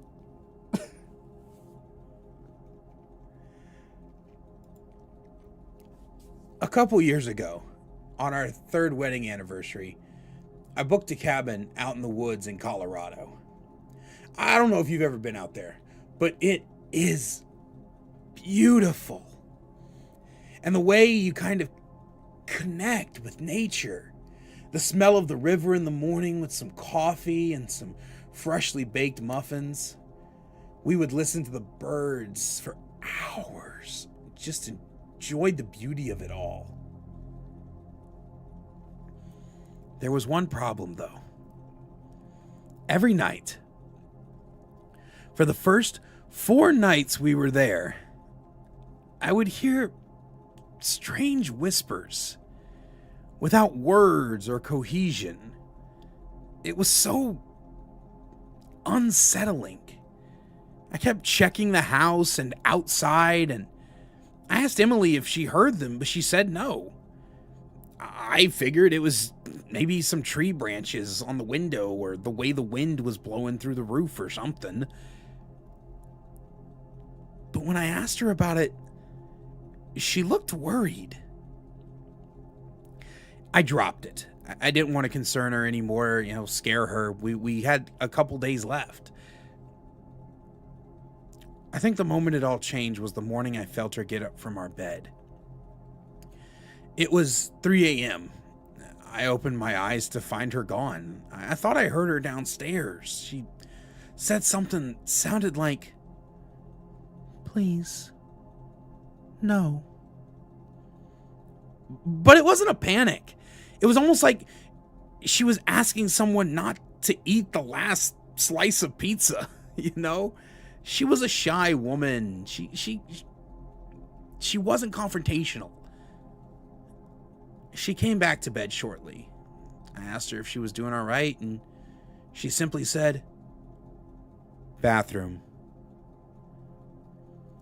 But her voice, it sounded different, as if she was more confident. The rest of the trip went by without the whispers, but after that trip, things started to change. My sweet, shy Emily started getting more bold, more forward. She would get in arguments with people at the store or restaurants. She damn near forced me into sex. Not that I'd tell her no, but it was like she never initiated it before, and now she was shoving me onto the bed. Eventually, I'd find myself losing the woman I fell in love with and married. The breaking point for me was when I came home from a 2-month shoot in Manhattan, and she was sitting on the couch in complete filth. Nothing was clean. The house I had left looked more like a crack den. Now, I'm no chauvinist or misogynist. I don't do those traditional gender roles crap. I even help out when I'm home, but if I'm the only one working, I expect the house to be upkept while I'm at work, you know? In any case, I told her I was tired of her laziness, her crass, her attitude, and I wanted a divorce. That was a mistake. She attacked me. We actually fought, like, fist to face. I eventually got away from her, and I ran to the police. A lot of calls and paperwork and pain later, I got a restraining order. And I didn't see her for a week. I remember the first time I saw her after that. She was standing outside a sandwich shop across from my normal cafe, staring at me. I just ignored her. Over the next few months, I'd come to see her everywhere, always a ways away, stalking me. I don't know why I never reached out to the police. I guess I figured if she wasn't doing anything but watching, I'd just ignore her. A few months after the divorce, I started dating again. I met a nice young woman named Brianna. She was an intern for one of the makeup effects artists on one of the movies I was filming. We started out with a few coffee dates, and then we went out to a movie and dinner. And when I brought her home a couple weeks ago, that was the biggest mistake. I woke up next to Brianna. Her head... I'm sorry.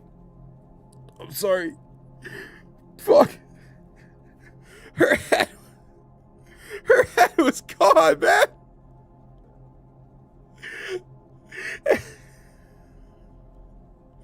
And Emily was standing at the end of the bed. She was laughing, telling me that I promised to love her forever, and now I had to. I got so terrified, man. I flew out of the bed. I ran to my car. In the rearview mirror, I could see Emily running after me, almost animalistic, as if she was chasing her prey.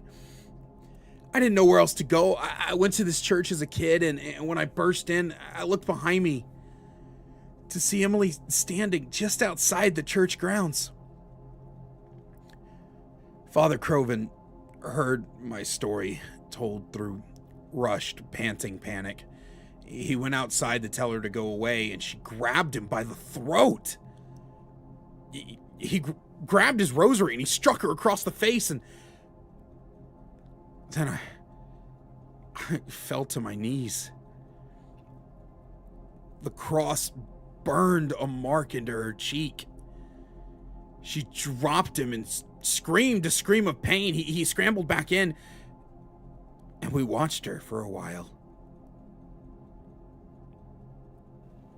And I realized she couldn't come in. So now, I sit here in this basement, knowing that Emily cannot cross hallowed ground. And I guess I can never leave again. Mr. Francis fell asleep after that. Probably worn out from the anxiety, depression even. I tried to look for Emily when I left, and I think I might have saw her. However, the human that was described to me was no longer what I was seeing. It was a monster of twisted proportions. Very similar to the hags who I've read about who change their shape in order to trick young men into marrying them. I contacted Mr. Crovin after I got back. He explained to me through a letter of correspondence that Mr. Francis has decided to take on the act of becoming a preacher himself. The only way to protect himself from whatever demon is chasing him is to become the very thing that can fight it. I hope Mr. Francis turns out well. I shall check again on him in the future. But for now, this is where we shelf this story. Tales of the Lore Keeper, Episode 8, The Last Letter. Written, voiced, and produced by JoJo Kaiser, with a guest appearance as Lisa Westdaughter by Taylor Morrison. You can find her links down in the description. I wasn't sure how to feel when I opened the door to my home and saw a weeping man standing in the snowfall outside. He was shivering, and his face was stained with tears. He handed me a large rose-colored envelope. It was the last thing she sent me, he said through a shaky breath, as he turned and walked back toward his old Ford still running in my driveway. I looked at the envelope. On it said, "From your darling Lisa to my prince in pink, Thomas." The letter was dated a week prior, December 10th, 1993. My first year as the new lore keeper. This was the first time I had received anything of this nature. In the 30 years since, I have received countless letters and memoirs from people who wish for their loved ones' stories to be told. But none hit me the way this one did. Lisa Westdaughter was my sister. In my previous life, before I became committed to the job of filling and caring for this library of tales of the other world, I've read it every day since. Sometimes, I hope I can still find her.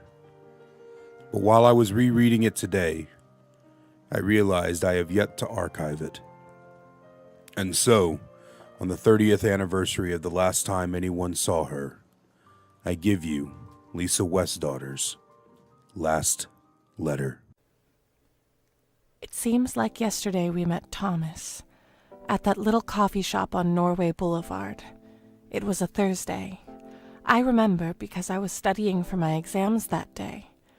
Who knew you could get a degree in folklore and mythology? I wanted to be able to help L'Oreal. I miss him a lot. I heard he finally took over the library. I'm so proud of him. One day I'll go to see him and tell him all about the hunting I've been up to.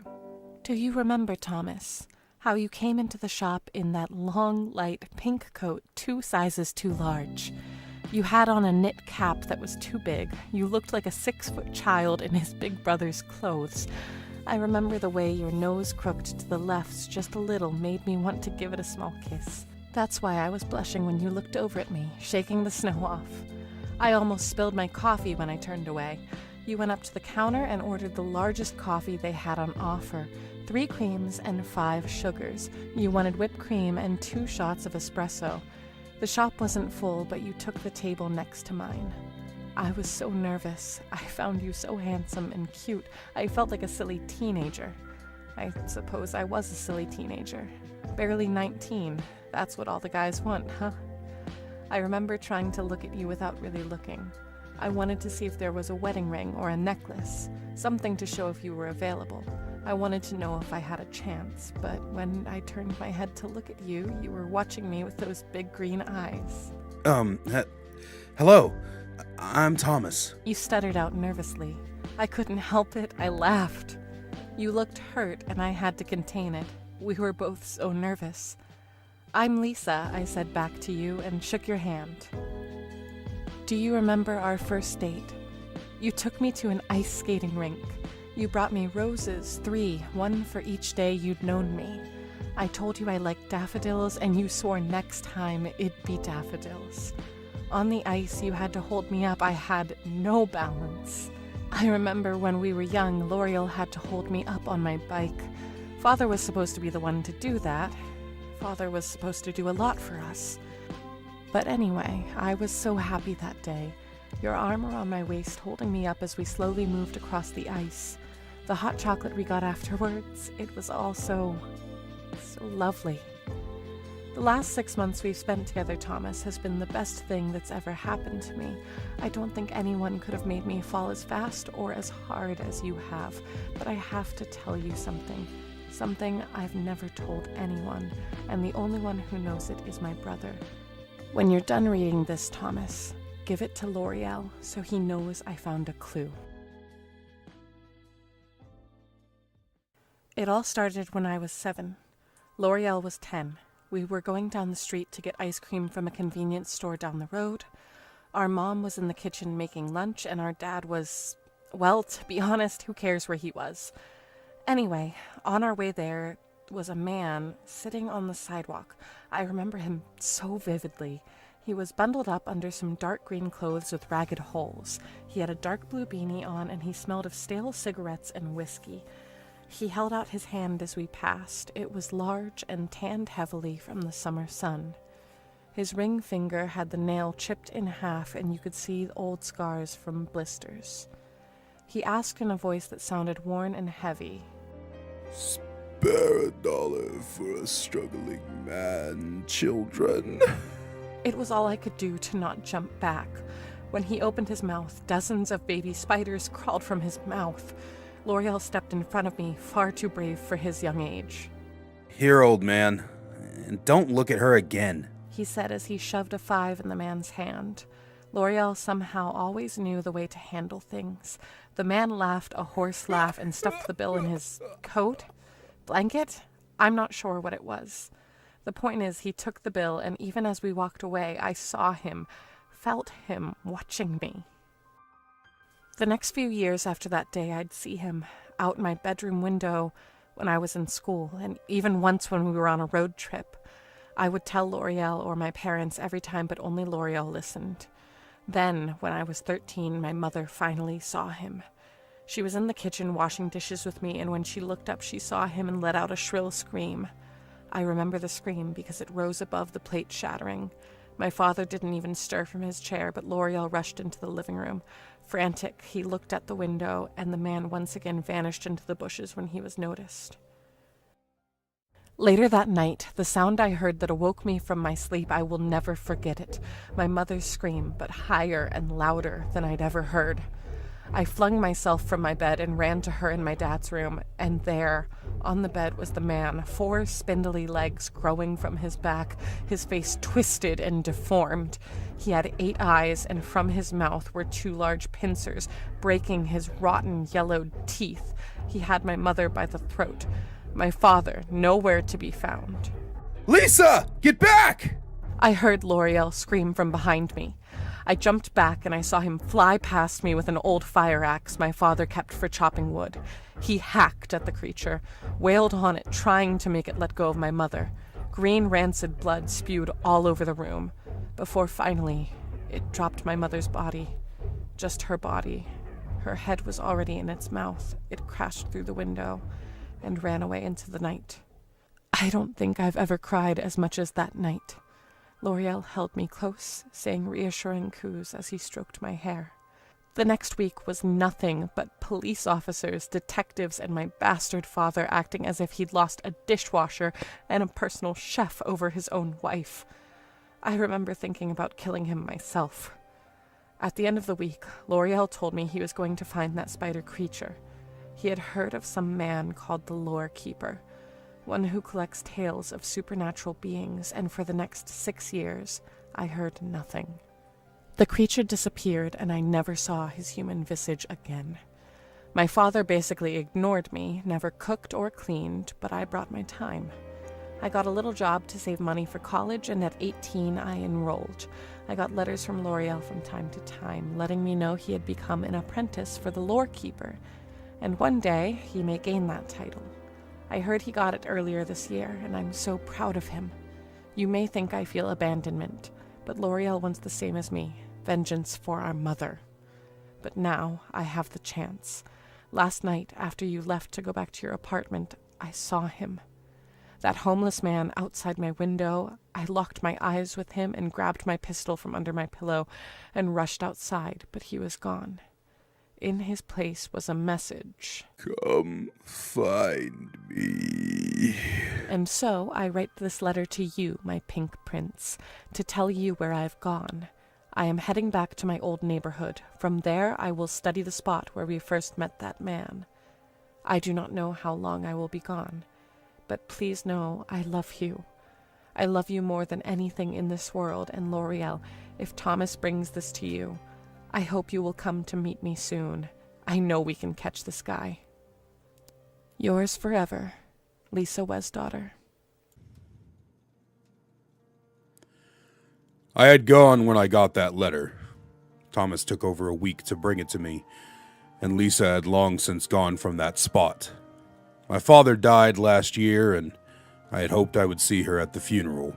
Maybe not for him, but to touch base with me. She knows the location of this library. I've sent it to her in my letters, but she never once came to see me. This spider creature is one I've greatly researched, and in 30 years I have not found him, nor Lisa. Thomas, unfortunately, took his own life a few years back. And again, she wasn't there. Someday I will find her, but for now, let this story be recorded so that I may finally lay it to rest. There are no more clues or ideas to gain from it, and I grow tired of reading its words. For now, Lisa, if you are out there and you see this, come home to me. I'm waiting, little sister. Tales of the Lore Keeper. Episode 9. The Silent Ones. Written, voiced, and produced by Jojo Kaiser. Just have some tea and try to relax. Thank you. It's so hard to do anything with them around. How many are there? 3. There's always been 3. They say I'll be one of them someday. Okay. Let's take our time. Start from the beginning. Okay. Start with my name then? Yeah, that sounds good. My name is Chris. Chris Garland. I'm 32, and I have guardian angels. I don't know if you can call them that, really. That's the closest thing. Were you ever bullied as a kid? No. I was homeschooled with my sister. Lucky. Well, I was. Most of my school years, really. I was about 9 the first time it happened. I gotten called weird by some of the kids in class, and not much nowadays, but when you're 9, all you want is to fit in. Looking back, though, I guess some of it was really weird. I've always had sensitive hearing. I don't know what it is, but everything in the world is just louder to me. My dad used to have to take me to the doctors all the time, like 3 to 4 times a year. He wanted answers. I wanted answers. Everything you can think of. Soft ringing of wind chimes, someone scratching their arm, small exhales of breathing. It's like all placed through megaphones for me. It's why I wear these earplugs all the time. In fact, they were prescribed by the doctor. The school had to let me wear them. Even then, I was still sensitive, so I couldn't be in regular classes. I had to be taught at special times by specific teachers basically increasing their work. They all hated me. But no one understands. No one ever understands. They think I'm overreacting, but think about it. If I can hear small sounds, then loud sounds can actually hurt me. I get distressed and angry and anxious when loud things happen. A car starting or someone shouting, I start freaking out. Even the crackle of your fireplace sounds like someone stomping across the floor to me. I hate it. Anyway, being at school but never around others ended up making the other kids hate me. The quiet boy, they called me. I never spoke much. Even speaking to you right now, I can hear my own voice as if it's being shouted in my ear past the earplugs.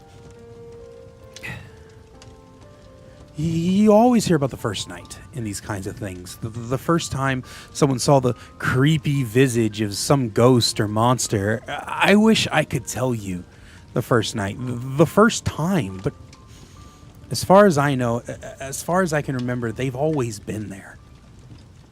They call themselves the Silent Ones. They don't have names, at least as far as I know they don't. I've named them, though. It helps me keep track. Michael is the leader. He's tall and slim. He has one eye covered by a long scar, and his mouth is stitched shut. All their mouths are stitched shut.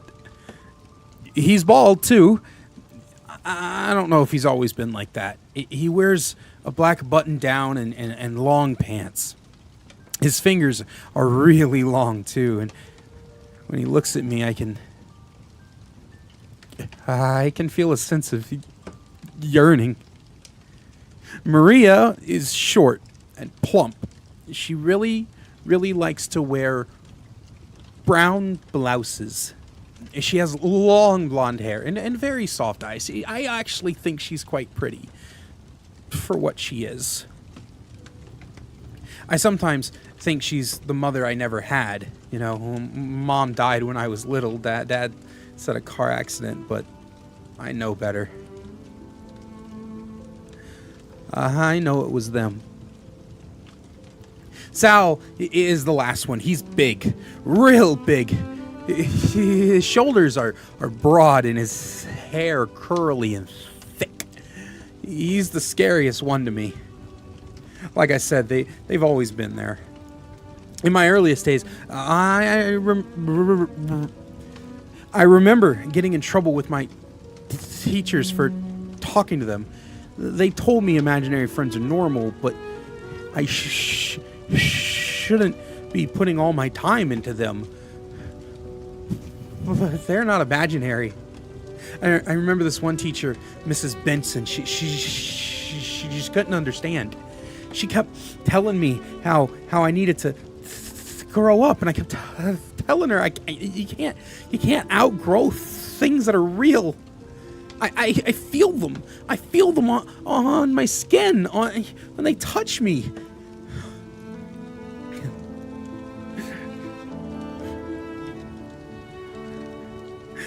I remember her telling my dad that I had to get tested for schizophrenia, and the doctor told me that they weren't there, but they're not fake. I don't remember the first time I saw them, but I remember the first time I knew they could kill. It was in middle school. I was in a regular class, something that wasn't supposed to happen. But my regular teacher was out sick that day. I was trying to listen, but everyone was too rowdy, too noisy. They were screaming screaming and high-fiving, and there were so many conflicting voices. I couldn't take it. They were all so loud, and I just couldn't take it. I remember screaming, begging people to stop. I laid my head down, covered my head, and pressed my fingers into my ears as deep as they could just to try to stop it. I passed out, exhausted from the pain of the noise. And when I lifted my head up, they were all dead.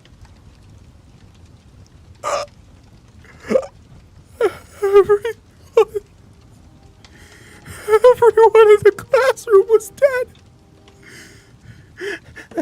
The three of them, the silent ones, they all had blood on their hands as they pressed their fingers to their lips. The silent ones don't talk.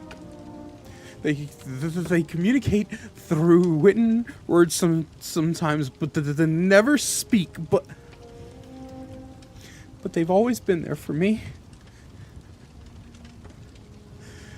In a way I wish they weren't.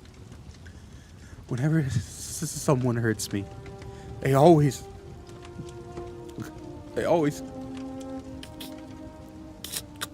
kill them. I've spent so long, death and carnage following in my wake. When police come to investigate, they always end up dead when they try to touch me. I've told the silent ones I don't want them. I don't want all this death, but they keep doing it. They keep standing around. I can't take it anymore.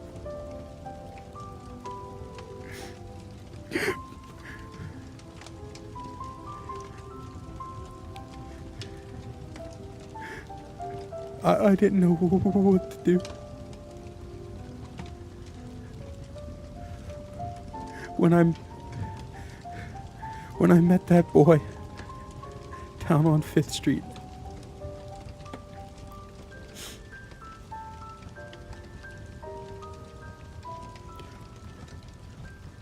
we hadn't even started dating yet. He asked me out for a cup of coffee. And I wanted to so bad. And I did. I spent so many years so lonely.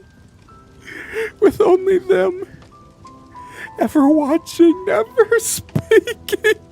I just wanted another person to touch me.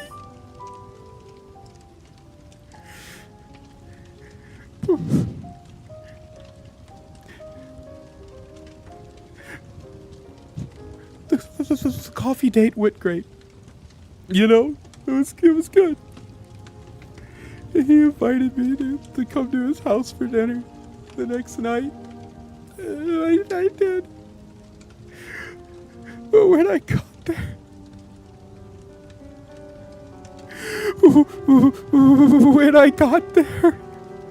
there was blood everywhere. And on the wall, they wrote,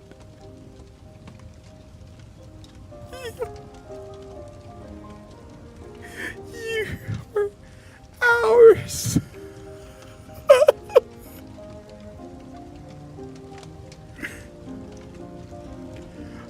I don't know where they came from, what their origins are, or what they are. I called them guardian angels. Maybe they're more like guardian devils. They aren't nice or helpful. They've never saved me from the real danger. They always cause the problems they did solve, which causes more problems. I read your story. The one about the grinning man. I figured if you listened to that lunatic in the asylum, you'd listen to me. I've been to therapy. It doesn't help. They just tried to lock me up in the mental institution, and the silent ones killed people there too. I don't know what to do, Mr. Keeper. I don't know what I can do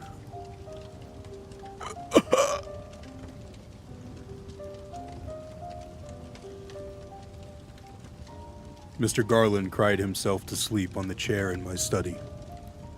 I left him there until the next morning, where he said his goodbyes. A week later, I saw his picture in the paper. He had taken his own life according to his obituary, but a friend of mine who works in the morgue sent me a photograph. His mouth had been sewn shut.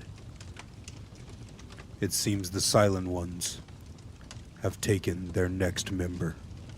Warning: the following story contains implications of sexual assault and abuse. Viewer discretion is advised. Tales of the Lore Keeper, Episode 10, The Locked Door. Written, voiced, and produced by Jojo Kaiser. It was the most beautiful room I had ever been in. The walls were a dark green, with calming trees painted across them. I could look out of the ceiling, through the large glass dome that sat high above my head. I never lost track of time because of it. Although, the room had no clocks, no TV, no phone. It only held an old analog radio, one that played old jazz through its speakers in a soft crackle. Sometimes, if I listened close, I swear I could teleport myself to the booth, swing with the band, sing with the singer, exist with the crowd. The floor was made of the finest wood, mahogany, I think. It was a deep red, and it fit so nicely with the walls. The bed I was given was soft, comfortable enough to feel as if all the stress and tension was floating off of you.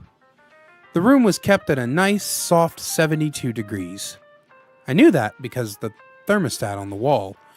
It was locked behind a glass case, so I could always see it. I was fed the finest meals through the slot in the door, and the door. Large, polished steel. It was almost alien-like when compared to the deep, calming nature of the rest of the room. My name? I'm sorry, I don't know it. I don't think I have one. She never gave me one. I don't know who she was. She once told me my mother gave me up to her, but as far back as I remember, she was the only woman I've ever known. My earliest memory was the first time I tasted her breast. I think I was about 4. She was cooing over me softly, telling me how she couldn't wait till I'd grow. I remember she had Dean Martin on the radio that day. Then at 10, she taught me how to undress her. It was a simple matter. Pull the shirt off, the pants down, and the bra had 3 hooks. She made me count them. At 13 was the first time I ever felt her down there. As she caressed and moved her hand, I can still feel her breath. She'd tell me she couldn't wait till it got bigger. And 16 was the first time she ever tied me to that bed, and the first time I truly felt what she felt like. I did everything as she taught me, said the words she drilled into my head with repetition and lashings if I messed up, and by the time I was 20, I had gotten so used to it all. I did everything she said, as she said. I said the words she wished to hear, performed the acts she wanted performed. I took the burns, the cuts, and the lashings, for that is what she wanted. And when she was done, she would kiss me softly, tell me how good I was, and reward me with my favorite candy. And then she would walk out and lock the door. I looked upon that locked door many times. I was never allowed outside of the room, no matter how good I did. Even when I was best behaved, it would still not come unlocked. She had a man in her life, Sometimes, I could hear them yelling from outside the room. When the yelling was particularly long, she'd come in the room. I would get extra lashings. And sometimes she'd punch and slap me. I never knew why. I still don't know. One night, as she was yelling at the man, I heard a loud pop, like the firecrackers that would go off outside the glass dome atop of the room. But it was not a lot. It was only one. I sat there, the old jazz crackling from the radio. The day turned to dusk, dusk to night, and night to dawn. And just as the sun was breaking through, the door slowly opened. I turned my head to see no one, and I heard a voice. Go. The voice was tired, raspy, and most importantly, it was not hers. I did not move. She always taught me never to move unless she said so. Once again it said something. This time 2 words. You're free. I still sat there, still as can be. And then the voice yelled, God damn it! Would you just go already, you stupid, stupid child!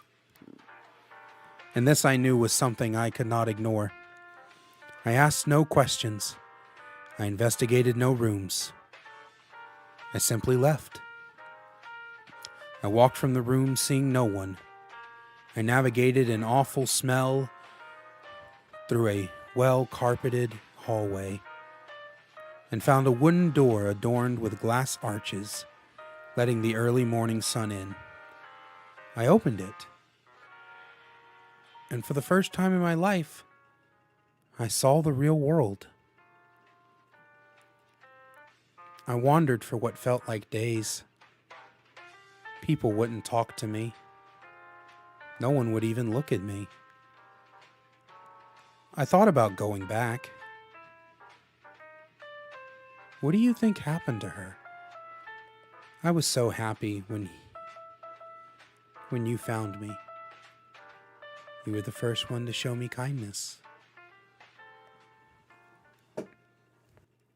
I watched in silence as the officer got up from his table across from the young man. My hands were shaking at the story. Somehow, after all the supernatural evil I hear about, nothing shakes me to my core than the cruelty of humans. What was worse was the boy was not talking to the officer in that last sentence. He was talking to me, and he was staring through the one-way glass as if he could see into my very soul. His whole story the boy never broke.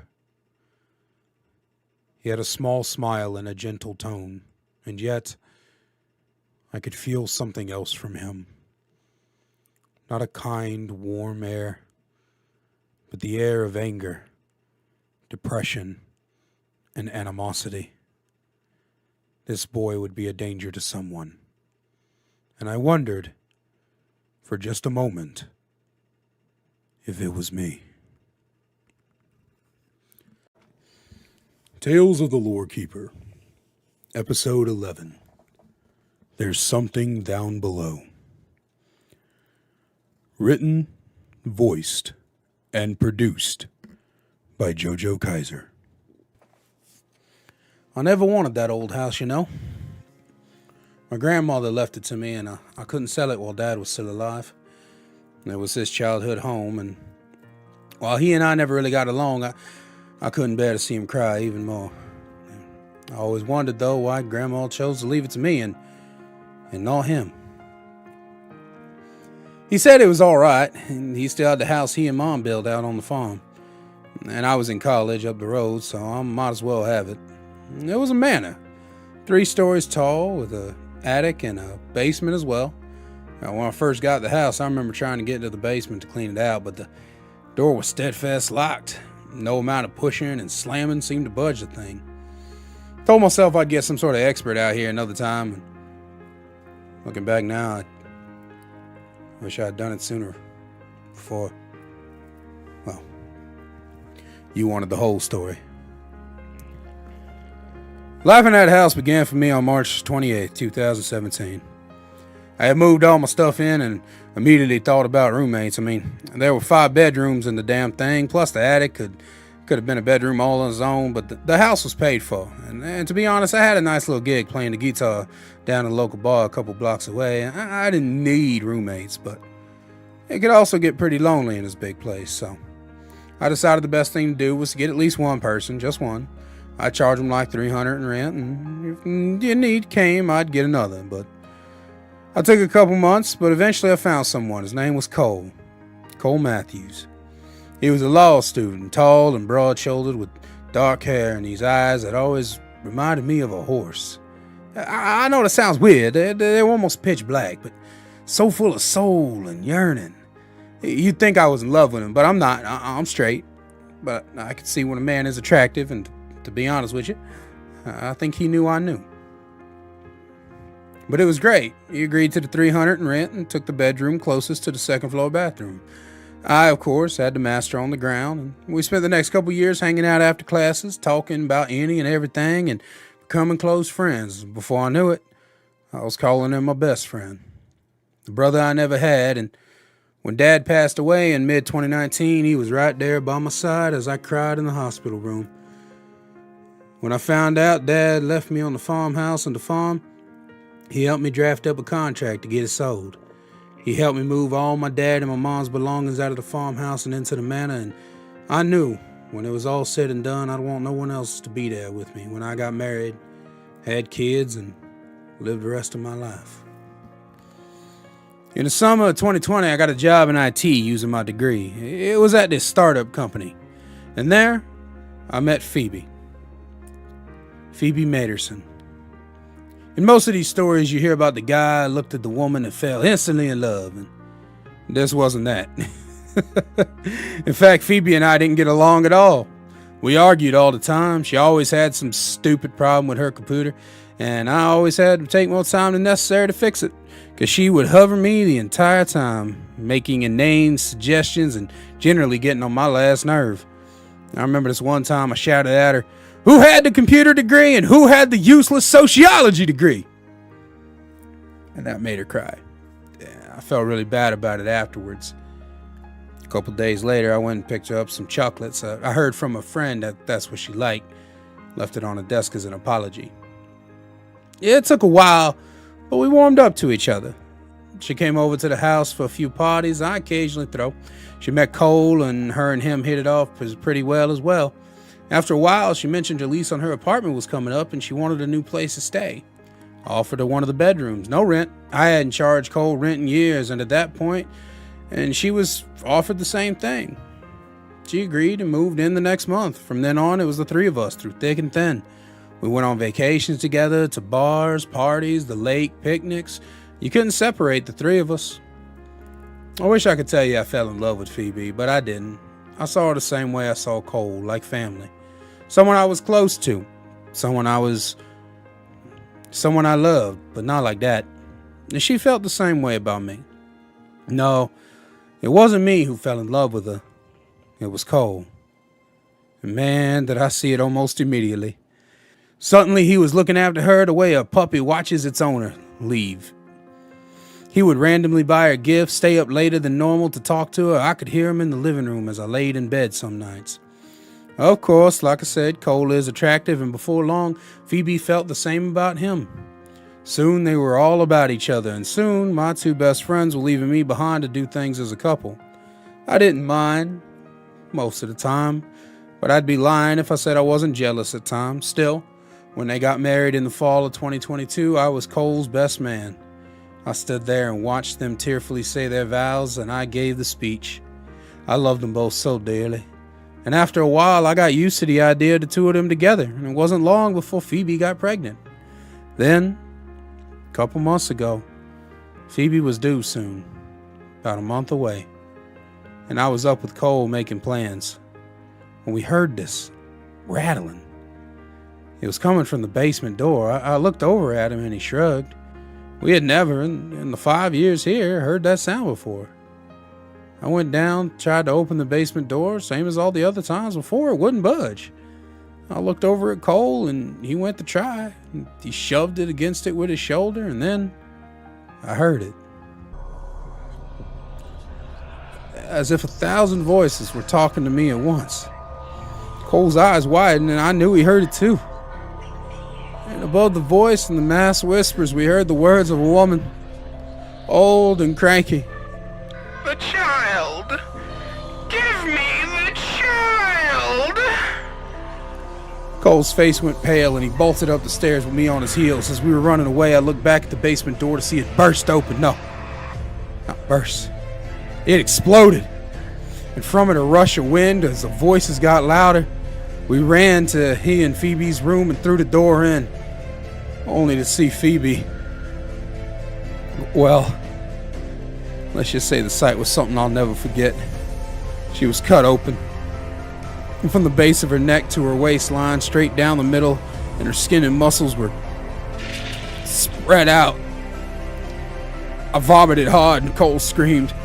Above the voices I could hear his sobs. I looked back to see something I could not believe. It was my grandmother, my dear old grandmother, pale and blue and floating above the bed, a small, premature and bloody baby in her arms. She looked at me, and she spoke no words, but I understood. The basement. Whatever was wrong, it had to be the basement. I struggled to my feet and I ran back downstairs. I entered the basement through the fierce wind and loud voices, and down there I saw something I wish I had never had. There were bodies. Tons of them. Decayed and sliced up. Candles and symbols littered the walls with one large pentagram on the floor. And behind me I heard the whisper. Your legacy, my grandson. I whipped around so fast, threw my fist out, and I felt a cold chill as my spine. As my fist went straight through the ghostly visage of my grandmother, I noticed something. She didn't have the baby. Her eyes lit up as she smiled and she looked behind me. I turned back around. The baby was in the middle of the pentagram. And that symbol started glowing a bright, ghastly red.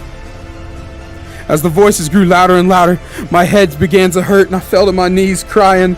I didn't know what else to do. I didn't know how else to react. As I heard the baby cry and the final gushing of blood, I felt it. The warm liquid splash against me as I heard the explosion. A fleshy, gross explosion. The voices began to quiet, and I heard a thud upstairs. I ran back, and there on the floor was Cole. Dead. His neck snapped. I called the police. Told them I didn't know what happened, that I'd heard a loud sound and came to check. They ended up deciding that Cole didn't want to have the baby and murdered Phoebe before killing himself. They didn't know what happened to the baby. By the time the police got there, the basement door had repaired itself, and it was still too hard to open. I sold the house and left the city. I don't know if they ever investigated that basement. All I know is I hope whoever is in that house never has a baby. I watched from the window of the hotel room as the man who never told me his name walked out to the parking lot and get in an old blue Nissan. As he drove away, I sat on the bed, head in my hands. I've been doing this for so long, listening to the stories people feel they can't tell others. I've heard horrors of the supernatural and human. I wonder sometimes how the previous lore keepers handled this. My master, the previous keeper, never said if he let it affect him. I'm getting old, though. I need to start looking for an apprentice of my own. Someone else to start taking these stories before the nightmares kill me. Tales of the Lore Keeper, Episode 12. A Conversation with a Curse. Written, voiced, and produced by Jojo Kaiser. I have attempted to write these words in more ways than I can count. How many crumpled balls of standard notebook paper have been thrown across the room? How many times have I started a sentence to scratch it out, curse, and start again? What can I even say? How can I even express the terror that drives my beating heart? I now know, more than anyone, why everyone who talks to me is so nervous, why they all try their best to tell me their stories, and why it's always so hard, why they ramble for so long, start their sentences through shaky breaths as the trauma begins to work its way into their subconscious. Even as I have spent the majority of my life writing in these pages, copying every tale, every experience of mortals who cross my path. How many stories have I taken? How many have I put out into the world? I feel I have forgotten. But this one tale, I will never forget, for it is my own. This morning, as I sat in my study by the window that overlooks the courtyard, I looked out into it, and there, in the hedge, as he has been every day for the past 6 months, was the smiling man. The strange creature who stalked, harassed, and finally killed Mr. Badger at the Institute. I had wondered when it would be my time, if the legacy of the Keeper would end with me. But after a month or so, the creature lost its features. It now has nothing but the wide, white grin permanently plastered across its face. It is strange. It seems almost docile. But I know better. As I sipped my morning coffee, I watched it, and it stared back at me. Its featureless face tilted upwards. I took note of the suit it wore. It was a charcoal gray. The tie was red with black stripes wrapping around it. The head is bald on this creature. Its skin textured like harsh leather, with cracks and a rough brown consistency. He seemed to absorb the light around him, as if the space surrounding its body was unable to reflect the morning sun's rays. I decided enough was enough. I got up and went down the stairs, strolling across the green lawn, till I came, for lack of better terms, face to face with the creature. Enough of this, monster. You wish to kill me, you need to do so. I grow tired of our staring contest every morning. It's exhausting. Now, Mr. Keeper, if I had the power to kill you, do you not think I would have done so by now? What do you imply? I tried to kill you the night you wrote about that insufferable, shrilling man. You know, I can still feel where he caught me the night I killed his father. However, certain laws stop me from doing so. You are protected. By what? And what even are you? Here to take my story, then, Keeper? Very well. I'll explain everything. But I warn you, there are things in this world beyond even your comprehension. Just get it over with. Okay. I do not remember when or how I was. Well, I wasn't born exactly. Your kind calls me the Face Stealer. An accurate, if not boring name. No matter the culture or the language, though, that is what I have always been called. When mortals were still young, drawing on the caverns that they inhabited, and discovering the powers of nature, they drew me as a shadow who could mimic the ones they loved. My earliest memory was this young female who got mad at her screaming child.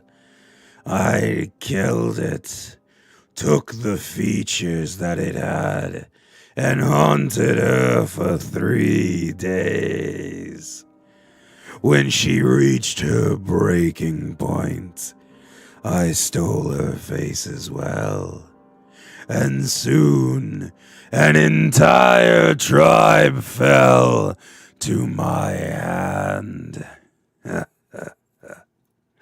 Although I am sure I existed before then, I didn't kill because I enjoyed it. At first, I killed because I felt a driving urge. I needed a face. I needed an identity. But the only ones who could be killed were the ones who were scorned by their loved ones, or who did scorn their closest loved ones. Those were so enticing, and I discovered through years and years that they were the only ones I was allowed to touch. I'd find a mortal who felt vindictive toward their family, their friends, their partners, and slowly I would grant the wish that lived within their hearts. I'd kill each and every one they cared for. And finally, when they learned their lesson, I'd take them as well. Lesson? It's cruel, is it not? But oh, so ironic. Mortals have always had those who felt they were above the rest, and it was not until they lost them all that they learned how helpless they were without the ones they loved. It wasn't until fairly recently, around the time your Roman kings, that I decided to kick it up a notch. Killing their loved ones and driving them mad wasn't enough. I took it upon myself to wait until they decided to tell someone. Anyone. And I would pick. From the shadows of their sanity, I would watch as they found who they trusted the most, who they grew the closest to in their final hours, and when I took their pathetic, wriggling souls, I would have my next target. The joy of killing, the feeling of a mortal's life-filled body squirming around in pain as I rip every piece of their identity from them, bit by bit.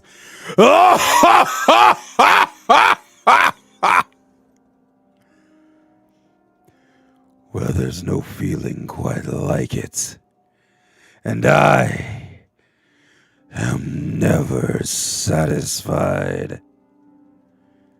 I wonder at times, maybe I wasn't born, but created by someone, something, to punish the hubris of mortals. Ones who don't treasure their loved ones. Exactly, Keeper. Mr. Badger thought himself above his precious family. He saw all of them as his lessers, except his father, his precious, precious father. He was the only one he respected. And so I decided, in the very middle of the night, when that Badger boy was on his last leg, I'd take the father last. And when he came to you sobbing in his shrill insanity, I knew I had to have you. You're known in the underworld, Mr. Keeper. The one who tells the stories of us. The one who keeps our memories alive. Your soul is powerful, and I want it. But you, your only loved one, you care for her with every bit of your soul. You hold no malice for her disappearance, and so I cannot kill you. For she also does not hate you, resent you, not even a shred of distaste for the way you left her to your rotting father. Lisa. So she's alive? She is. I must say, the despair you feel right now, the not knowing, not understanding why you can't find her, is intoxicating.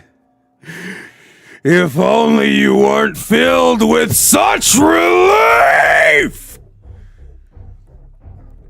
Upon the last word, the creature's wide grin contorted into a fierce snarl as it opened wide, and within its mouth, I saw... well, I wish I could say what it was. Souls. Thousands of them. Screaming in internal torment. The inside of his mouth was a dark void, and I saw what looked like tar dripping from the roof. I fell backwards in shock and fear. Scraped my hands upon the grass and the ground and the dirt, as the creature's, for lack of a better word, its face began to split open from the cracks. I saw more souls, heard more screaming. As quickly as it happened, it ended in the face. Steeler composed himself. I feed off pain, the anxiety of mortals, but I am bound by unknown cosmic laws. I cannot harm those who do not scorn the ones they love. I cannot kill you, Keeper, because you care for her. And I cannot kill her because she cares for you. I keep waiting, watching, hoping you'll slip up just one bad thought, one superiority complex, one sign of anger toward your baby sister, and I can have you and her.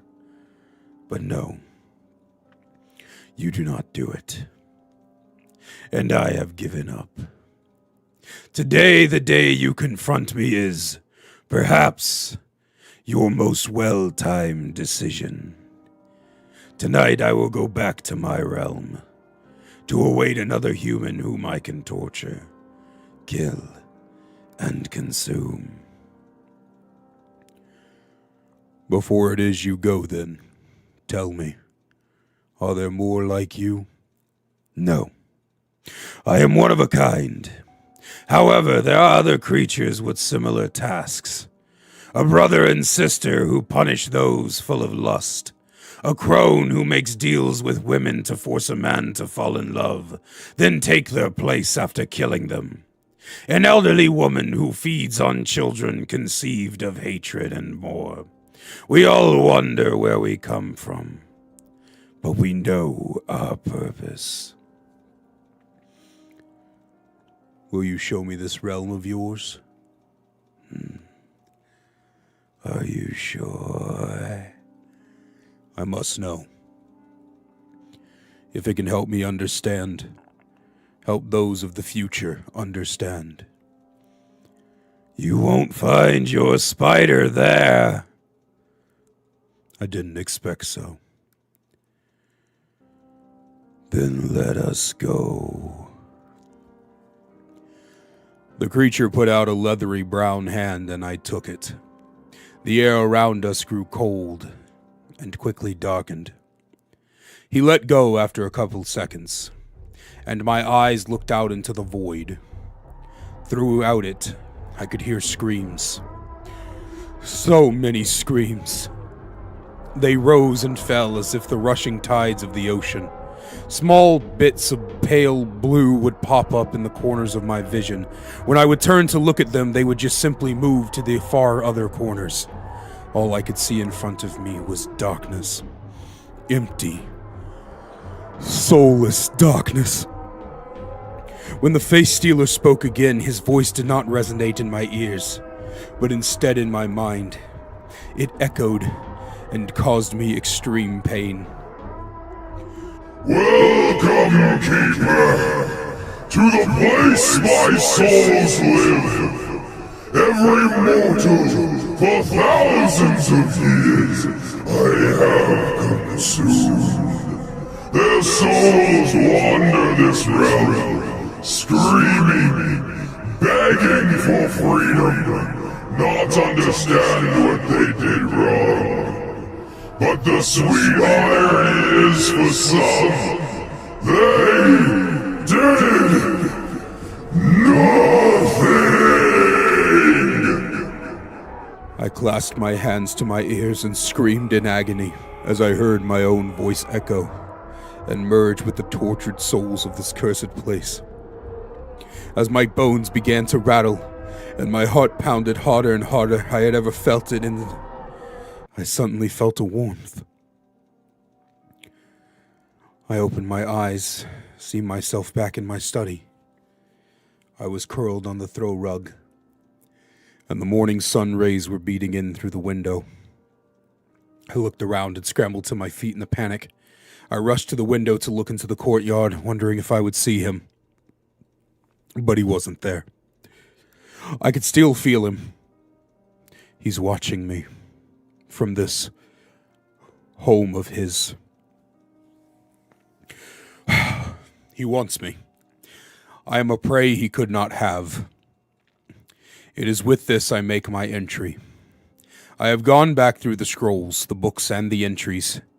I have found many references to this face stealer, and I have compiled them into this journal. My only hope is whoever faces this demon next will have more to offer, and perhaps even kill him. For now I must rest, as my heart has not stopped pounding for hours. I have a long flight tomorrow. If you're out there, and you see this grinning man, may whatever gods that exist have mercy on your soul. Tales of the Lore Keeper, Episode 13. I Was Normal. Written, voiced, and produced by Jojo Kaiser. Do you think drowning is a good way to die? I heard it's the most painful. I don't know. It's slow and takes a long time. Well, a relatively long time. Google says it takes about a minute to fatally drown.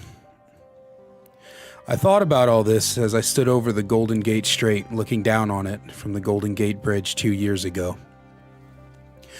Up until that point, I had a normal enough life. I had a mom and a dad, a puppy named Roscoe, a little sister I didn't get along with as a teenager, a white picket fence, you name it. I was a C student, and I didn't have any special talents, no extracurricular activities. I had a pizza joint I'd sometimes go to. I had friends, we played video games, rode bikes, complained about school. Like I said, normal. I had first met my ex-wife Caroline in the summer of '97. We were both freshly 18 and on summer vacation down in Hawaii. We had learned that we both lived in San Francisco, on opposite sides of the city, but lived there nonetheless. She was gorgeous. Her eyes were the color of the night sky. She had long, curly black hair, and her skin was this beautiful bronze that almost glowed in the sun, with white freckles that covered the bridge of her nose. She spoke with a slight Spanish accent. Said she was raised in Mexico before her family immigrated when she was 12. I asked her if she missed it. She said she hadn't. That whole vacation I talked with her.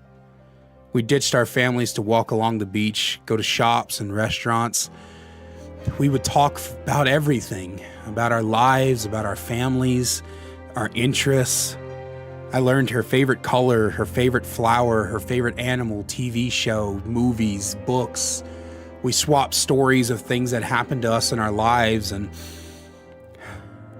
it was like living in a dream. And on the last day, I gave my virginity to her. I wish I could tell you, even, that was beautiful. But you know how it is. The first time is always awkward, and she had never done it before either. But it was also kind of fun. As we both kind of fumbled our way around each other's bodies, we laughed, and I almost cried because I was really happy to find somebody that I could trust myself with like that. Before we parted ways that night, we exchanged phone numbers, and we got back to the city. We called and talked as much as we could. We would take the subway to go see each other, and I even got a job at a coffee shop on her side of city so I could be closer. We fell in love over the rest of the year, and by 19, we had moved in together. It was a quiet little apartment on the 5th floor of a massive complex. We got it pretty cheap because it was mostly old people who lived there. We got ourselves a calico cat named Nutters, and once again, my life was normal.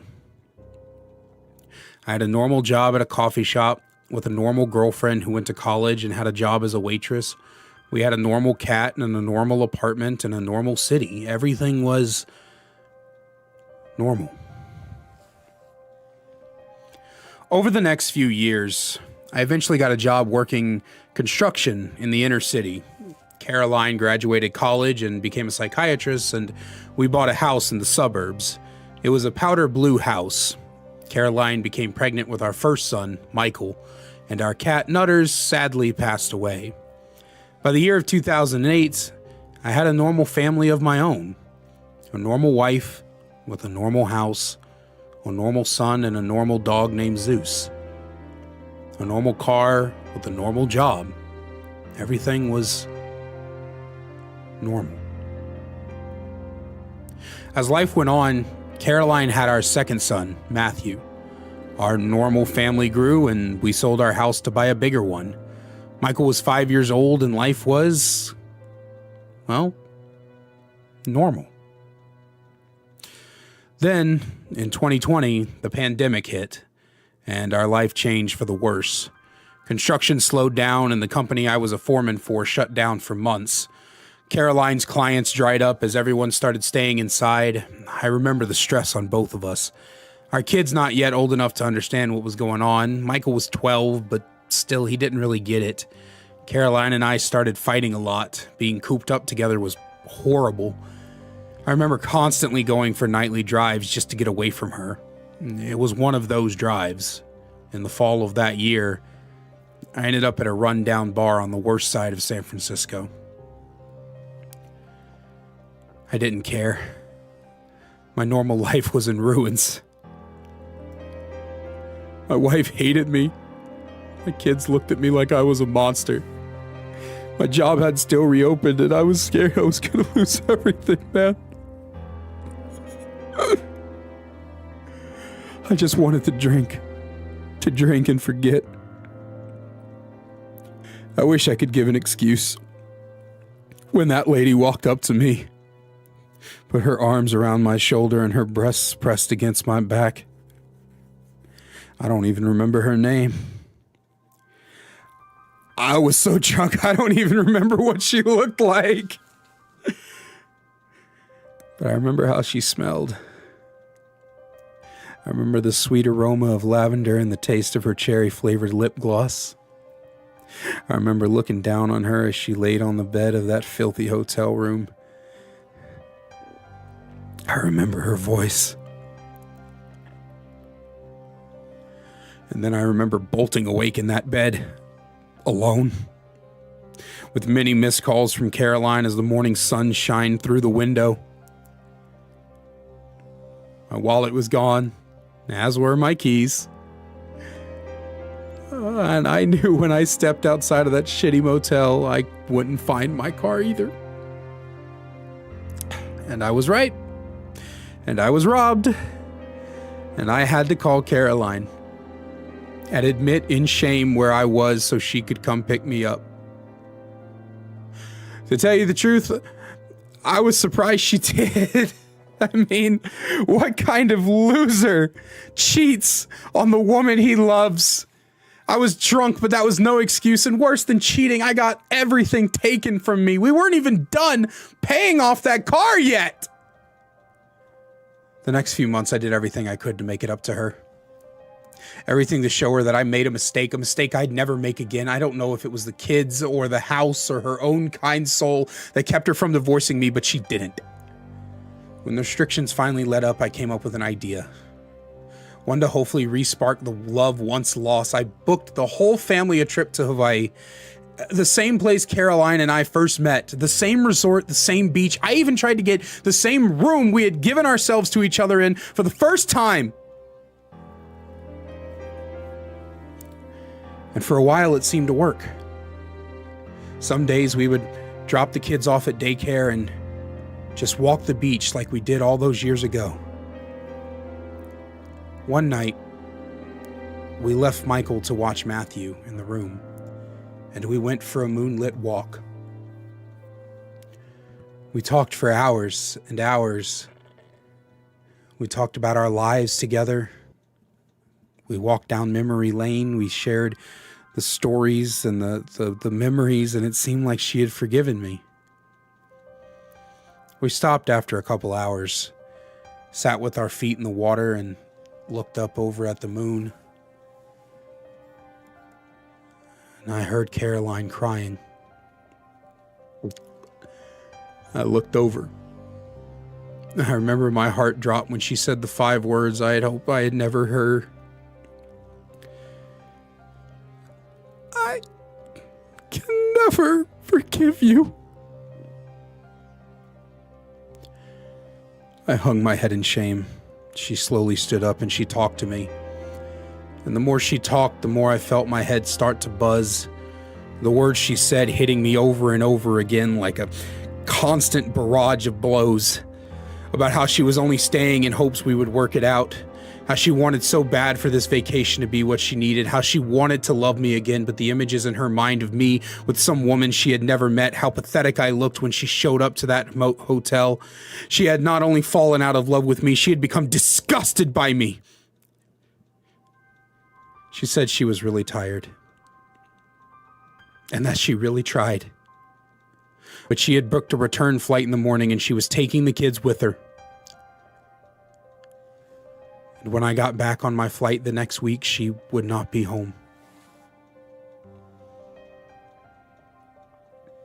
I let her walk away. Maybe I should have chased her. Maybe I should have begged her to stay. Maybe I should have gotten on my knees and cried and given myself to her mercy. Just promised anything to make her stay. I just thought it was a bad dream. That surely one night was not enough to ruin my normal life. I stayed on the beach until the next morning, and then until the next night. The moon was full, and at one point I heard singing. A strange, haunting melody. A woman's voice. I followed it along the shoreline. It called to me. At one point, I guess I was just in a daze, when suddenly I heard a man's voice yell out, "Hey, brother, be careful out there." I snapped my head up and I realized I was neck deep in the ocean. The woman's song was gone.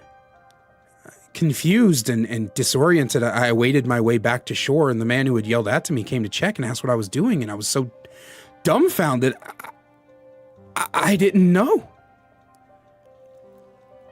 I took the return flight home. The house was empty, like she said. Turns out sometimes bad dreams are realities, I guess. All her belongings and the kids were gone. I sold the house and found a small apartment closer to my job's home office. They had opened up again, and living in the city was easier on the commute. I had not heard from Caroline in months. I didn't know where she or my children were. I looked for them, of course, but to no avail. Caroline ended up filing for divorce through the mail, and I didn't fight it. I signed the papers. I had to. I couldn't continue to trap her, the woman I love, in a relationship or in a situation that she obviously didn't want to be in. You know, they always say that if you love something, you got to let it go. And I did let it go, and it hurt. It hurt like everything else.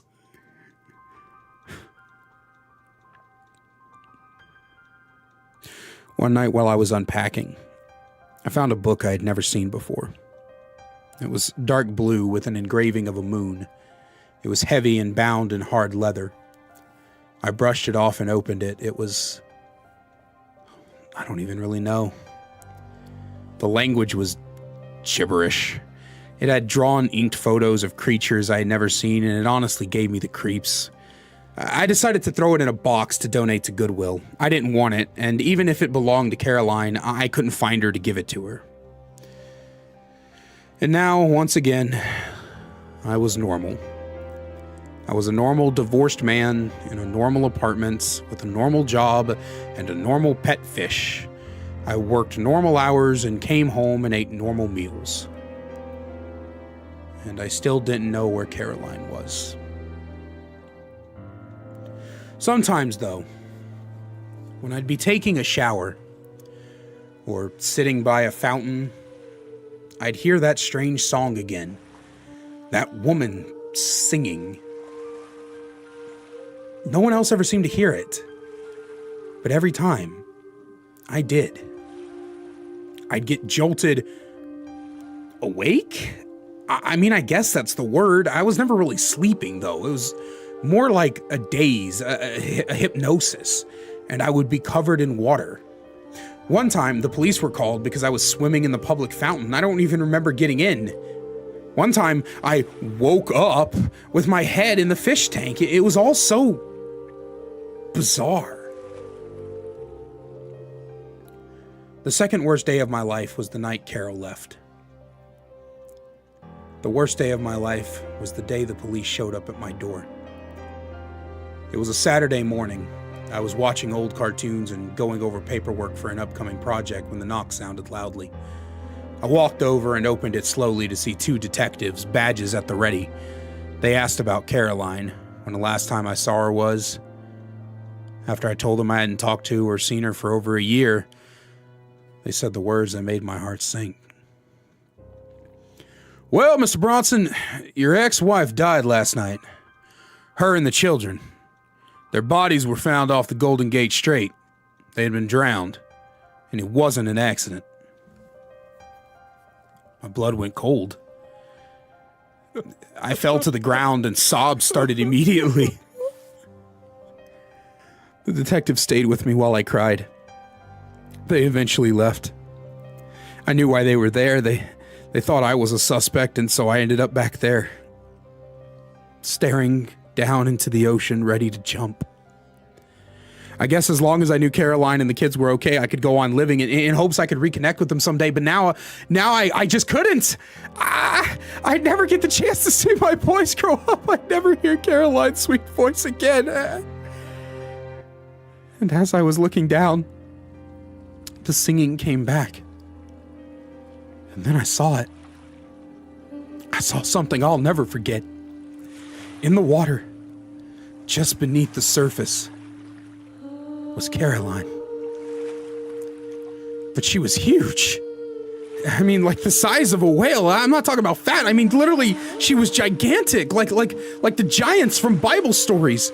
And she was floating on her back, and her eyes were staring up at me, her hair floating aimlessly in the water. Her body was different, though. She had scales and gills, and her skin was green. And she was the one singing. As the song grew louder, her voice echoed. Come down, John. It's time to join me down here. My hands gripped the railing tight as I lifted one leg up to step it over. I was about to jump. I wanted to jump, but as soon as I was about to, a hand grabbed the back of my shirt and threw me back to the ground with a hard thud. It was the detective. He was talking to me, but I was distracted. I bolted back upright, looked over the railing, looked back down into the water, and Caroline was gone. As was the song. I looked back at the detective as his words came into focus. Doesn't mean you need to kill yourself, son. They want you to live on. I blinked at him, and he shook his head. Turns out, I was cleared of all suspicion. My alibi for where I was the night they drowned checked out, but it didn't matter. After I got all of Caroline and the kids' things in order, sold the house she was living in and everything else, I moved out of San Francisco that year. And when I heard about you, I figured my story was weird enough to tell. When I got back from the hotel room I had met Mr. Bronson in, I shifted through the library before finding a dark blue book that had come into my possession around 3 years ago. It was donated to a library in California, and the librarian, a friend of mine, had sent it to me to be deciphered. I had never found the language it was written in, but it seemed to be a book on creatures of the ocean and how to summon them. One page was worn, as if a finger had been run along its surface multiple times. The drawn creature was a woman with scales and was depicted singing a song. I believe I know what happened to Mr. Bronson's ex-wife and his children. It's safe to say that mortals should not be trifling with things beyond their comprehension. For now, I shelf this story, but please learn this lesson. If you scorn a woman who once loved you, stay away from the water. Tales of the Lorekeeper, Episode 14, The Organist in the Forest. Written, voiced, and produced by Jojo Kaiser. In the forest, it was supposed to be peaceful. The new chapter of our lives. I remember the excitement in my high school sweetheart's eyes when I told her the loan for the cabin was approved. We were going to be moving from the hot sands of Nevada to the cold, lush mountains of Colorado. My sweet Natalie. I remember the first time I ever laid eyes on her, in freshman year. Not only was I spending the rest of my long life with her, but we were living in our dream home. We spent the final month in that cramped, overpriced apartment, saying goodbye to our friends we made since we were both kids. Gave our parents the new address, a kiss for our moms, a hug for our dads. We took one last visit by the grave of our friend. The one that brought us together. put our notices in at our dead-end jobs, and got the U-Haul rented. I'd found a job in Colorado as a park ranger, and my sweet wife, Natalie, she found a quiet little bookstore in town right next to the forest where our cabin sat on the edge. We left at the end of the month. The drive was long, but we were both so full of energy, we did the whole 14-hour journey in one shot. No hotel, only stopped for gas and food, and when we got there, it was as beautiful as when we had first looked at it on the website. We met the real estate lady, named Jane, a short, pudgy woman with fire-red curls and a row of freckles across her pug nose. She was cute. Not as beautiful as my wife. We signed the papers and we got the keys, and this was it. We were finally going to live the peaceful life we had always wanted. It was a 2-bedroom with polished wood floors and a beautiful kitchen. The living room had a reader's nook inside some bay windows overlooking the crystal clear creek that outlined our backyard. I watched as the love of my life opened the window over the kitchen sink and breathed into fresh spring air. We would unload the truck tomorrow. Tonight, it was Chinese takeout with a knitted king-size quilt my grandma knitted when I was 7 years old. I looked longingly at the stain that the quilt had gotten when I spilled a can of Coke when I was 9. My mother was furious. I had looked at the stain and felt the back of my eyes sting a bit. Natalie squeezed my hand gently. We shared unspoken words. We were going to miss our lives, our families, our friends. I mean, we were born and raised in Nevada, and for all the harshness of the weather and the dreariness of the sands, it was still home, you know? But we needed this change. We had to do it. There were too many unpleasant memories there. There were some good ones, I mean, sure, but Natalie and I would always feel the sting of losing our dear friend. The next few weeks went by in what felt like seconds. We got the truck unloaded, met our neighbors who lived quite some distance from us. The Johnsons were an older couple who had lived in the area for over 30 years.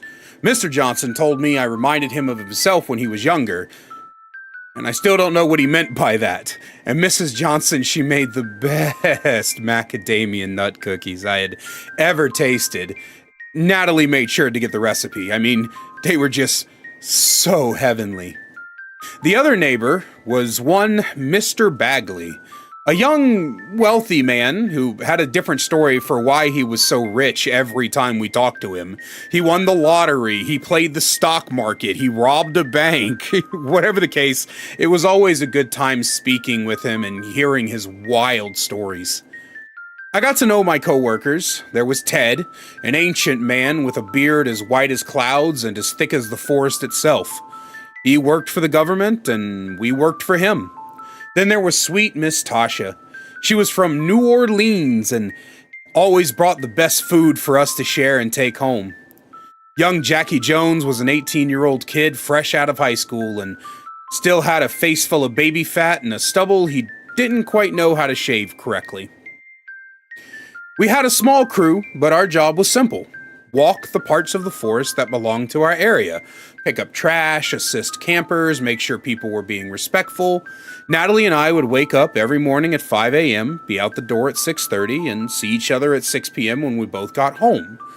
It was tiring some days, but it was peaceful. Like we always wanted.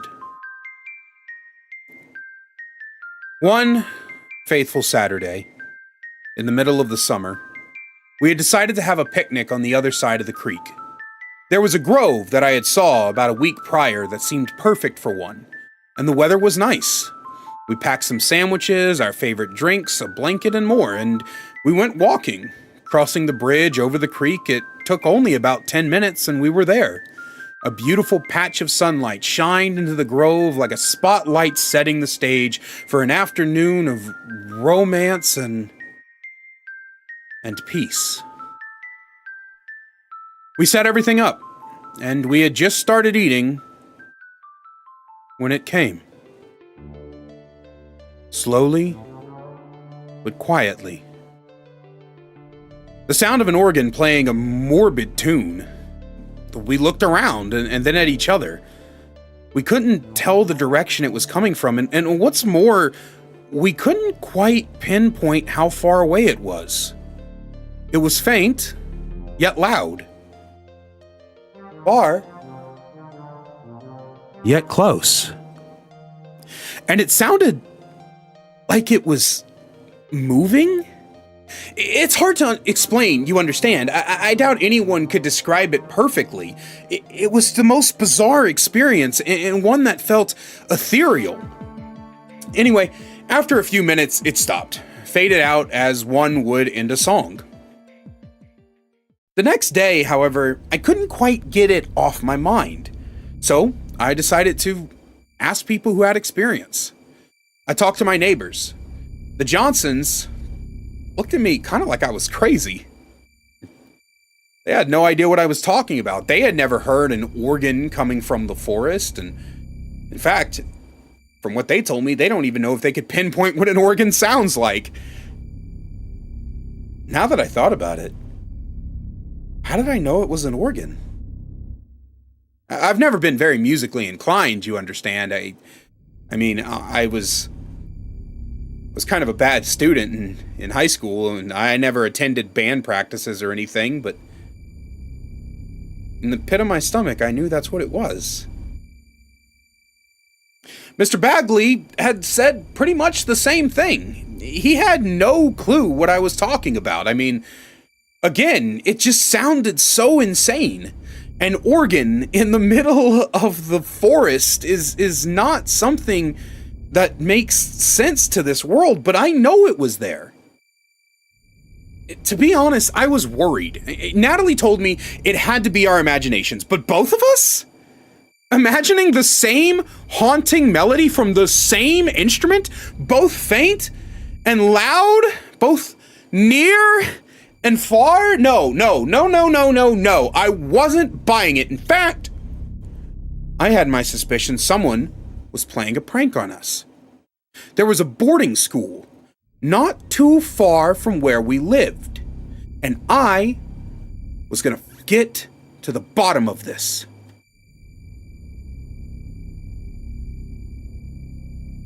Or at least I thought I was.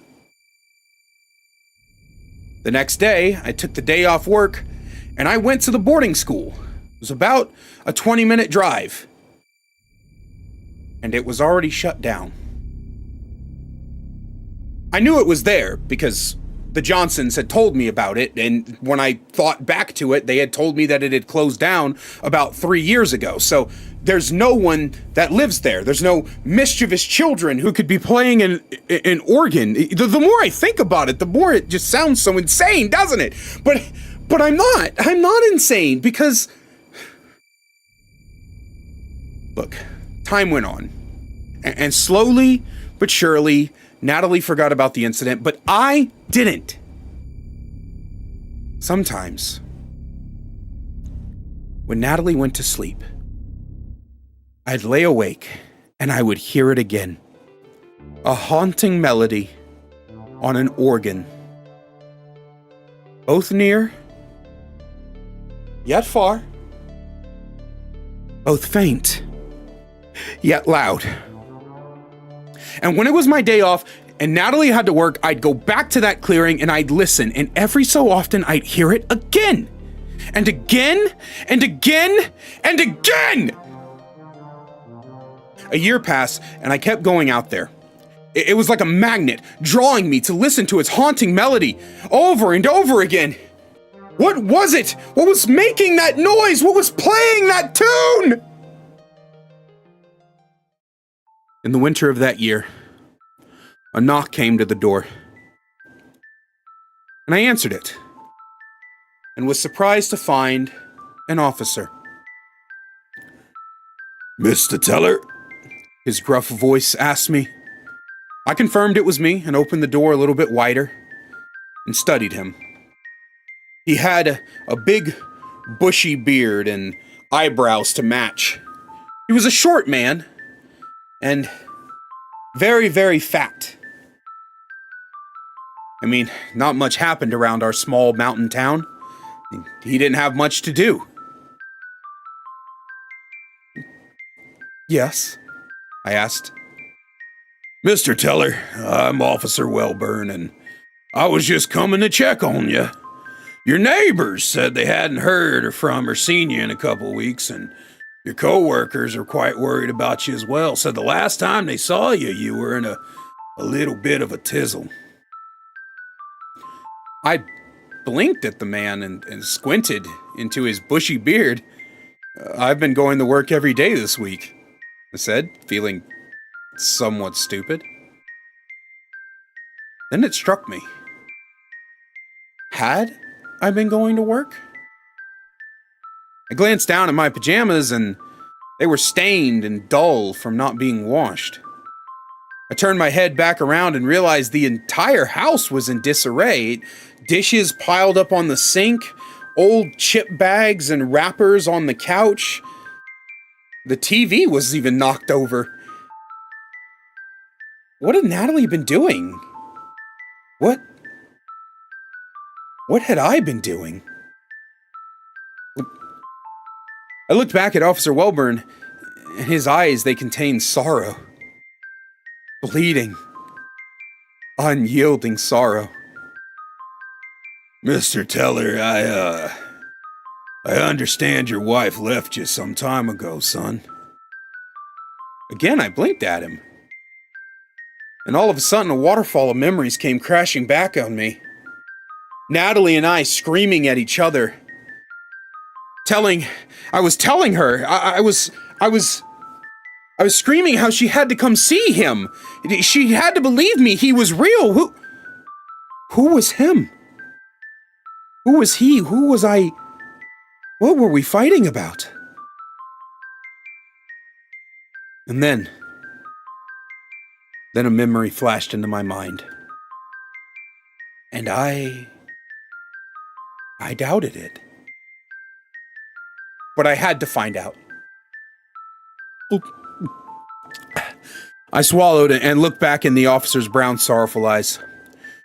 You can assure everyone I'm fine. I'll be back to work soon, I said with more shakiness in my voice than I wanted to let off. I gave him my most winning smile, and he was doubtful, but he left. I got dressed in the only clean clothes I could find, and by the back door was a shovel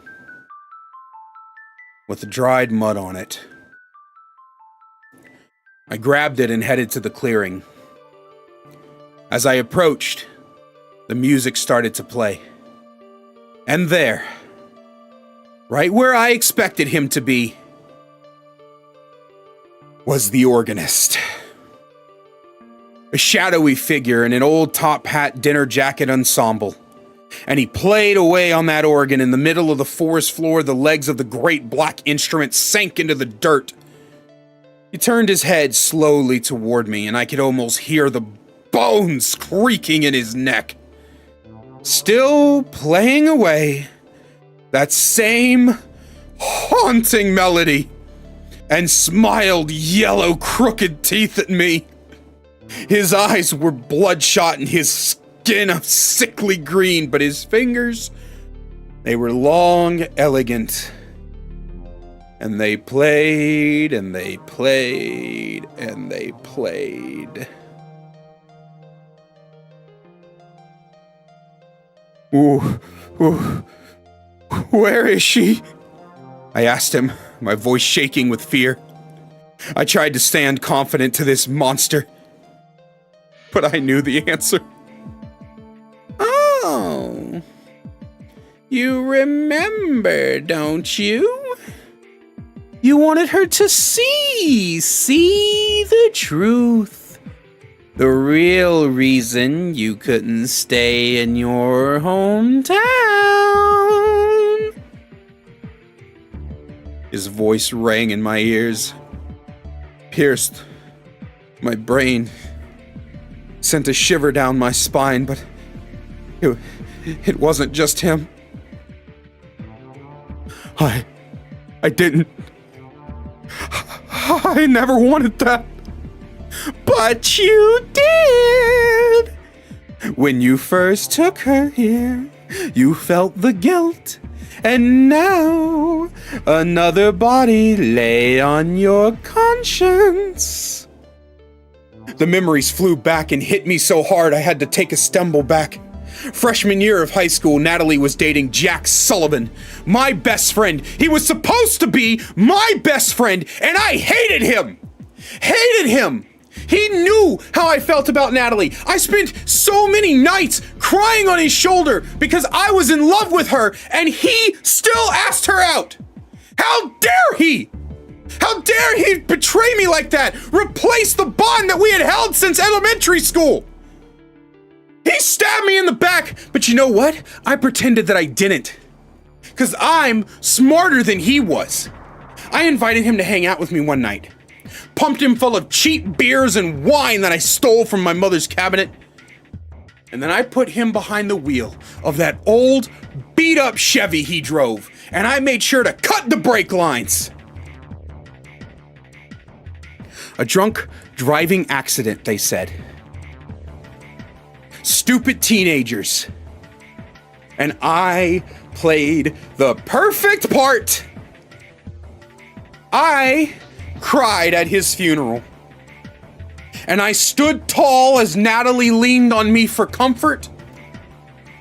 And it didn't take long.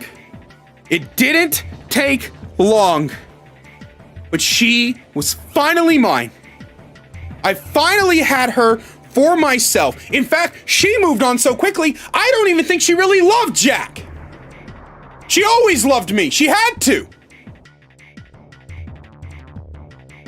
But that didn't stop the guilt. That didn't stop the years and years of guilt. I mean, I had everything I wanted. I had the love of my life, a beautiful woman. I had a cabin in the forest. We were away from it all. But I had to tell her the truth. I mean, she loved me. She'd understand, right? She'd understand, right? But she didn't.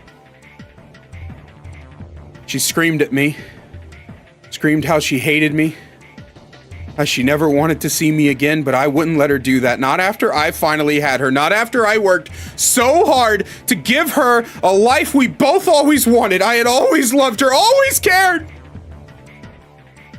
And now...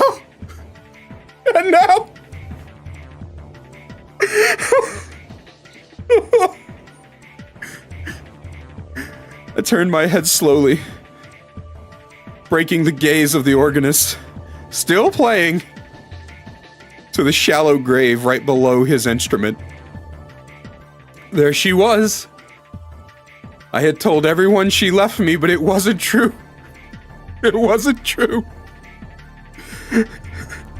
She was buried right here. And I knew it. I turned back to him. And he still smiled, still played that melody. And now the curtain closes. How will you perform for the next person you want to think you innocent?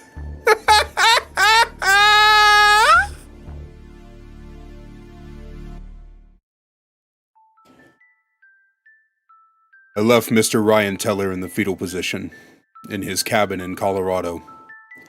Delivered an account to the police, subtracting the stories of the organist. And then, I waited several days. Later, I went back to that clearing. The dirt had been turned up, and presumably they had found Mrs. Natalie Teller's body. No man and no organ were to be found. I sat in the clearing for several hours, waiting. But nothing came. Perhaps it is because my conscience is perfectly clear.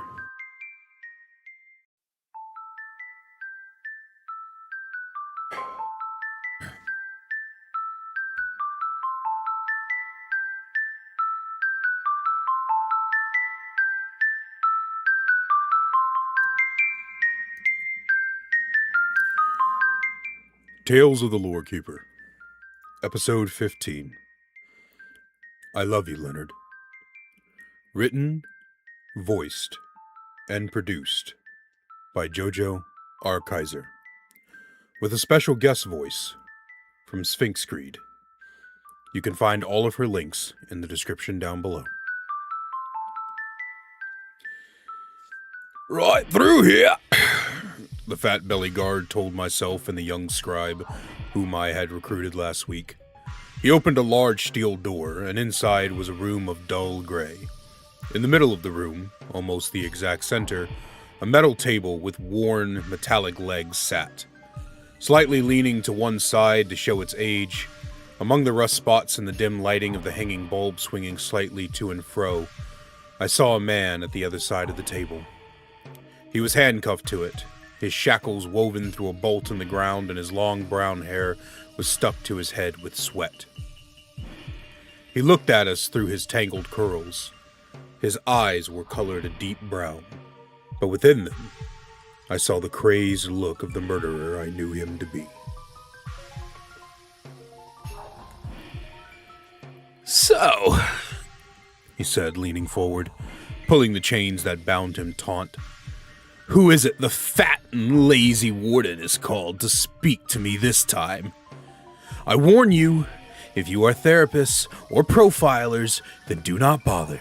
You'd be the fifth ones he's called in to attempt to make sense of me. No one understands because no one believes! He snarled out his last sentence, and the venom in his words stung my heart. How many times must I speak to men driven mad by the things no one else will believe? How much before it weighs on my own soul, and mind the way it weighed on my predecessors? I made a mental note to coach the young scribe on tools to avoid the madness that took space in so many of our minds. I am the Lore Keeper, and this young man is my scribe apprentice. We are called when stories that are unbelievable need to be told and held. The man's shoulders relaxed a little. Cartwright was his last name. Well then, I suppose I can tell it one last time. I'll start from the day I met her, and when she first said my name in that wretched voice.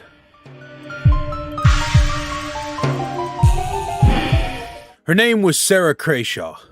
We first met in the 3rd grade. Her in her powder blue cotton dress with pink ribbons and blonde pigtails. Hi, Leonard, she said, her voice crisp and annoying. I detested her from the day we met. Her family had moved next door to mine, her mother and mine, sitting at the kitchen table sharing wine and laughing about how their children can grow together and fall in love. It disgusts me, you know. Not just that they felt I should ever love such an annoying girl, but that grown adults begin fantasizing about their children falling in love before the child has even had its chance to be a child. And what should be my luck, that every class I'd be next to her. Every group project I'd be paired with her. All throughout elementary, every birthday party she was there. Every family outing she was there. Every time I wished to be left alone in my room, she was there.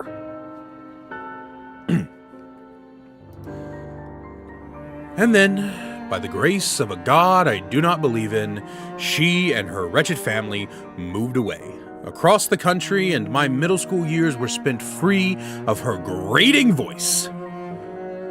As her family packed the truck, she reached out and took my hand.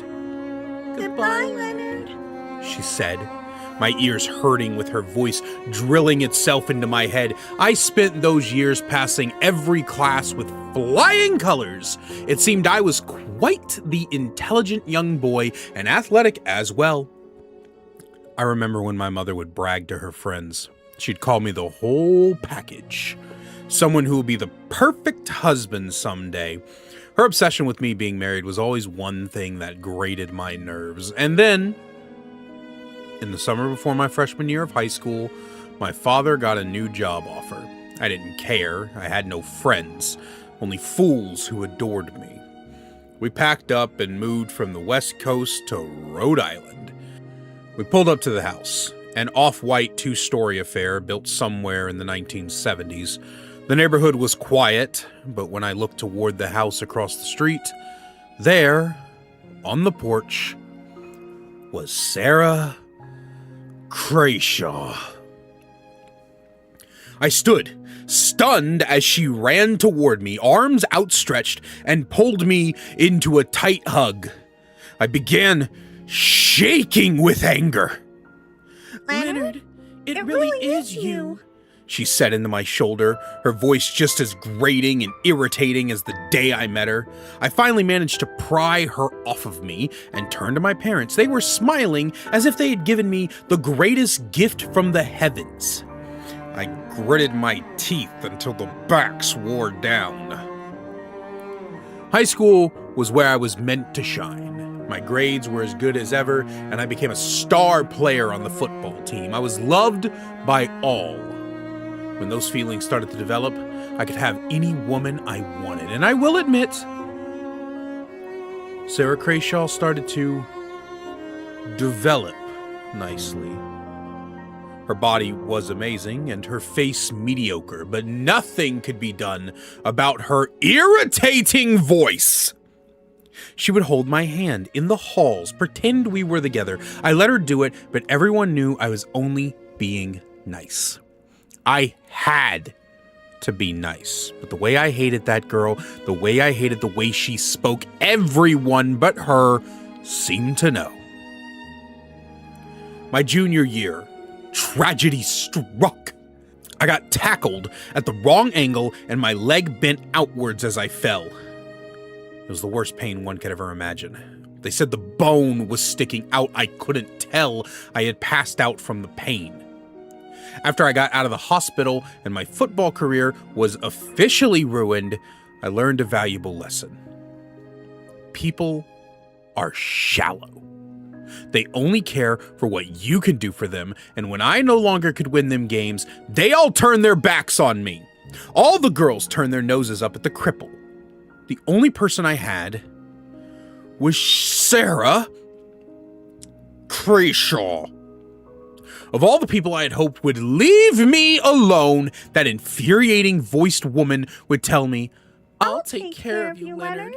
And she did. Oh boy, she did. She took care of my nutritional needs, my physical needs, and my mental needs. She was there when I got my prosthetic, and she was there when no one else was. We ended up graduating together, going to college together. We opened a law firm together, Cartwright and Crayshaw Law. Because she served my purposes very, very well, I decided to marry her. I do, Leonard, she said at that altar, and her voice, oh, her voice, still the same irritating, grating, infuriating tone. But it was a marriage of convenience. No other woman wanted the cripple, and she was there, willing and ready. The event happened 1 year into our marriage. I was at home, reading Bram Stoker's Dracula by the fire, an old jazz record on the record player, and a whiskey glass in my hand. It was perfect, peaceful, quiet. Until I heard her car pull up. She walked into the house, took off her coat and scarf, and hung them by the door. She leaned over my book, crooking her finger over the edge and pulling it down while I was reading, and kissed my cheek. Then she began rambling about her day, and the weather, and whatever other meaningless topic she can think of. Then she leaned over the back of my chair, and close to my ear, she said words I'll never forget. The doctor confirmed. I'm pregnant, Leonard. All at once, my whole world collapsed around me. It was bad enough I was crippled. Bad enough I was tied to this woman for the rest of my life among this mortal plane. Bad enough I had to hear her atrocious voice, but now there would be something to show we had been together? my blood would be spoiled, mixed with Sarah Crayshaw.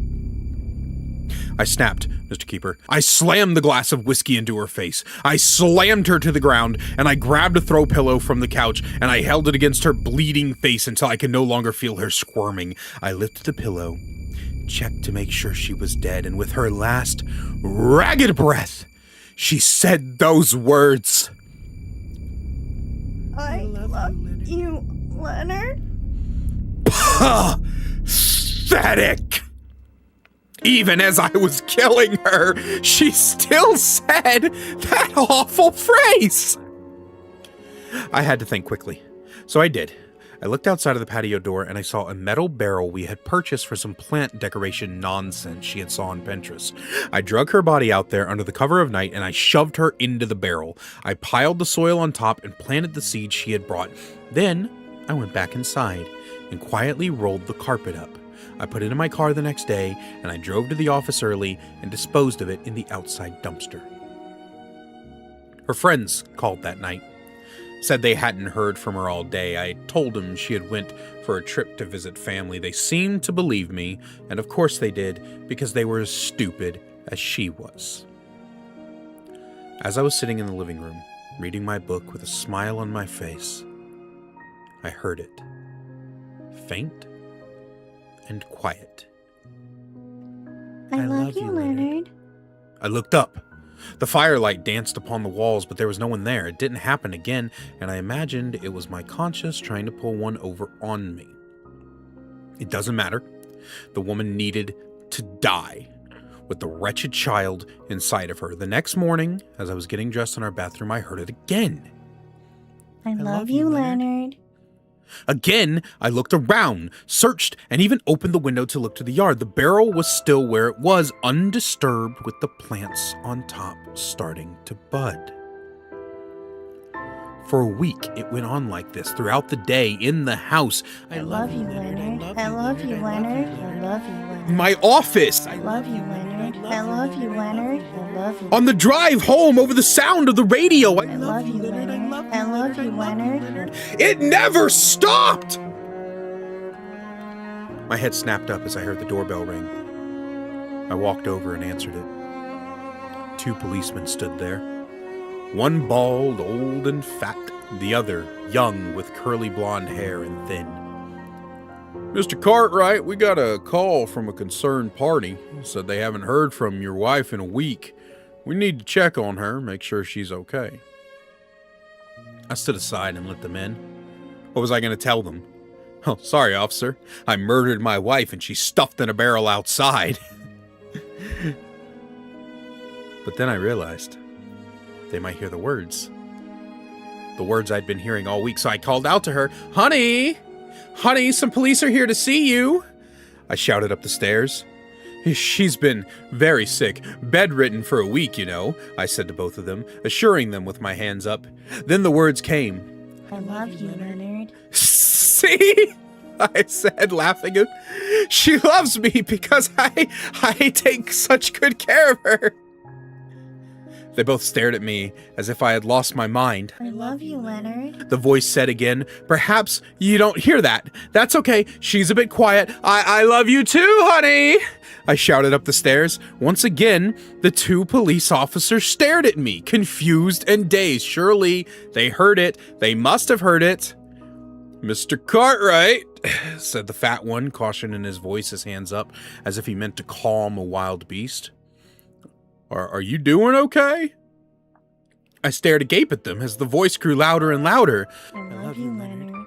I love you, Leonard. I love you, Leonard. I love you, Leonard. I love you, Leonard. I love you, Leonard. I love you, Leonard. I love you, Leonard. I love you, Leonard. I love you, Leonard. I love you, Leonard. It went from one too many and I lost it. Fine, I did it!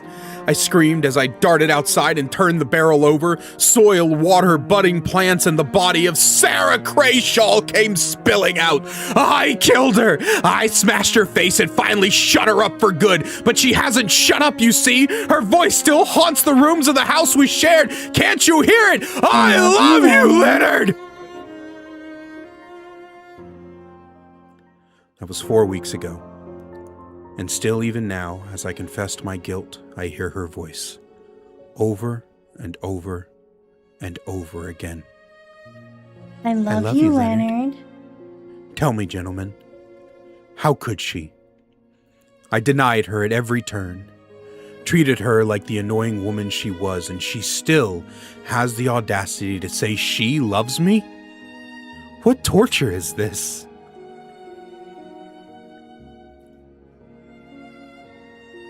We left Leonard Cartwright in that room. 3 days later, a letter arrived via the evening post. Mr. Scribe opened the letter and read it carefully before handing it to me.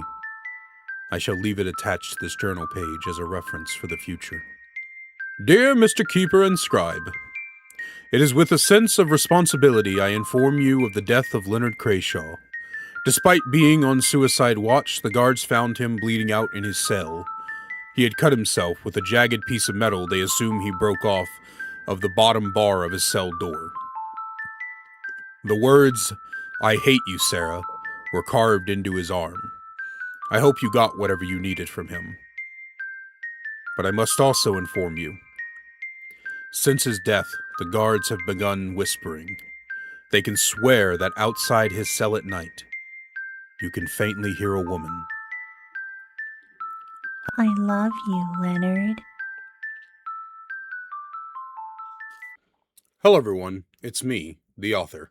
Thank you for watching the nearly 4-hour compilation of the first 15 episodes of my Tale of the Lore Keeper series, which has been well over 3 years in the making. I am hoping to pick up the pace of these stories very soon, but I thought in the meantime it would be great to give you guys one of those horror stories to fall asleep to at night videos. Very, very soon I will be releasing the next season. I have about 5 of the 15 stories written, and I'm going to start voicing them very soon because I want to slate them to upload once a week until the season is over and then just do it again, you know, every single season. So I hope you guys enjoy all of this. I will be getting all of those videos to you out pretty soon. Thank you again for watching. I love you all so much, and I will see you in the next one.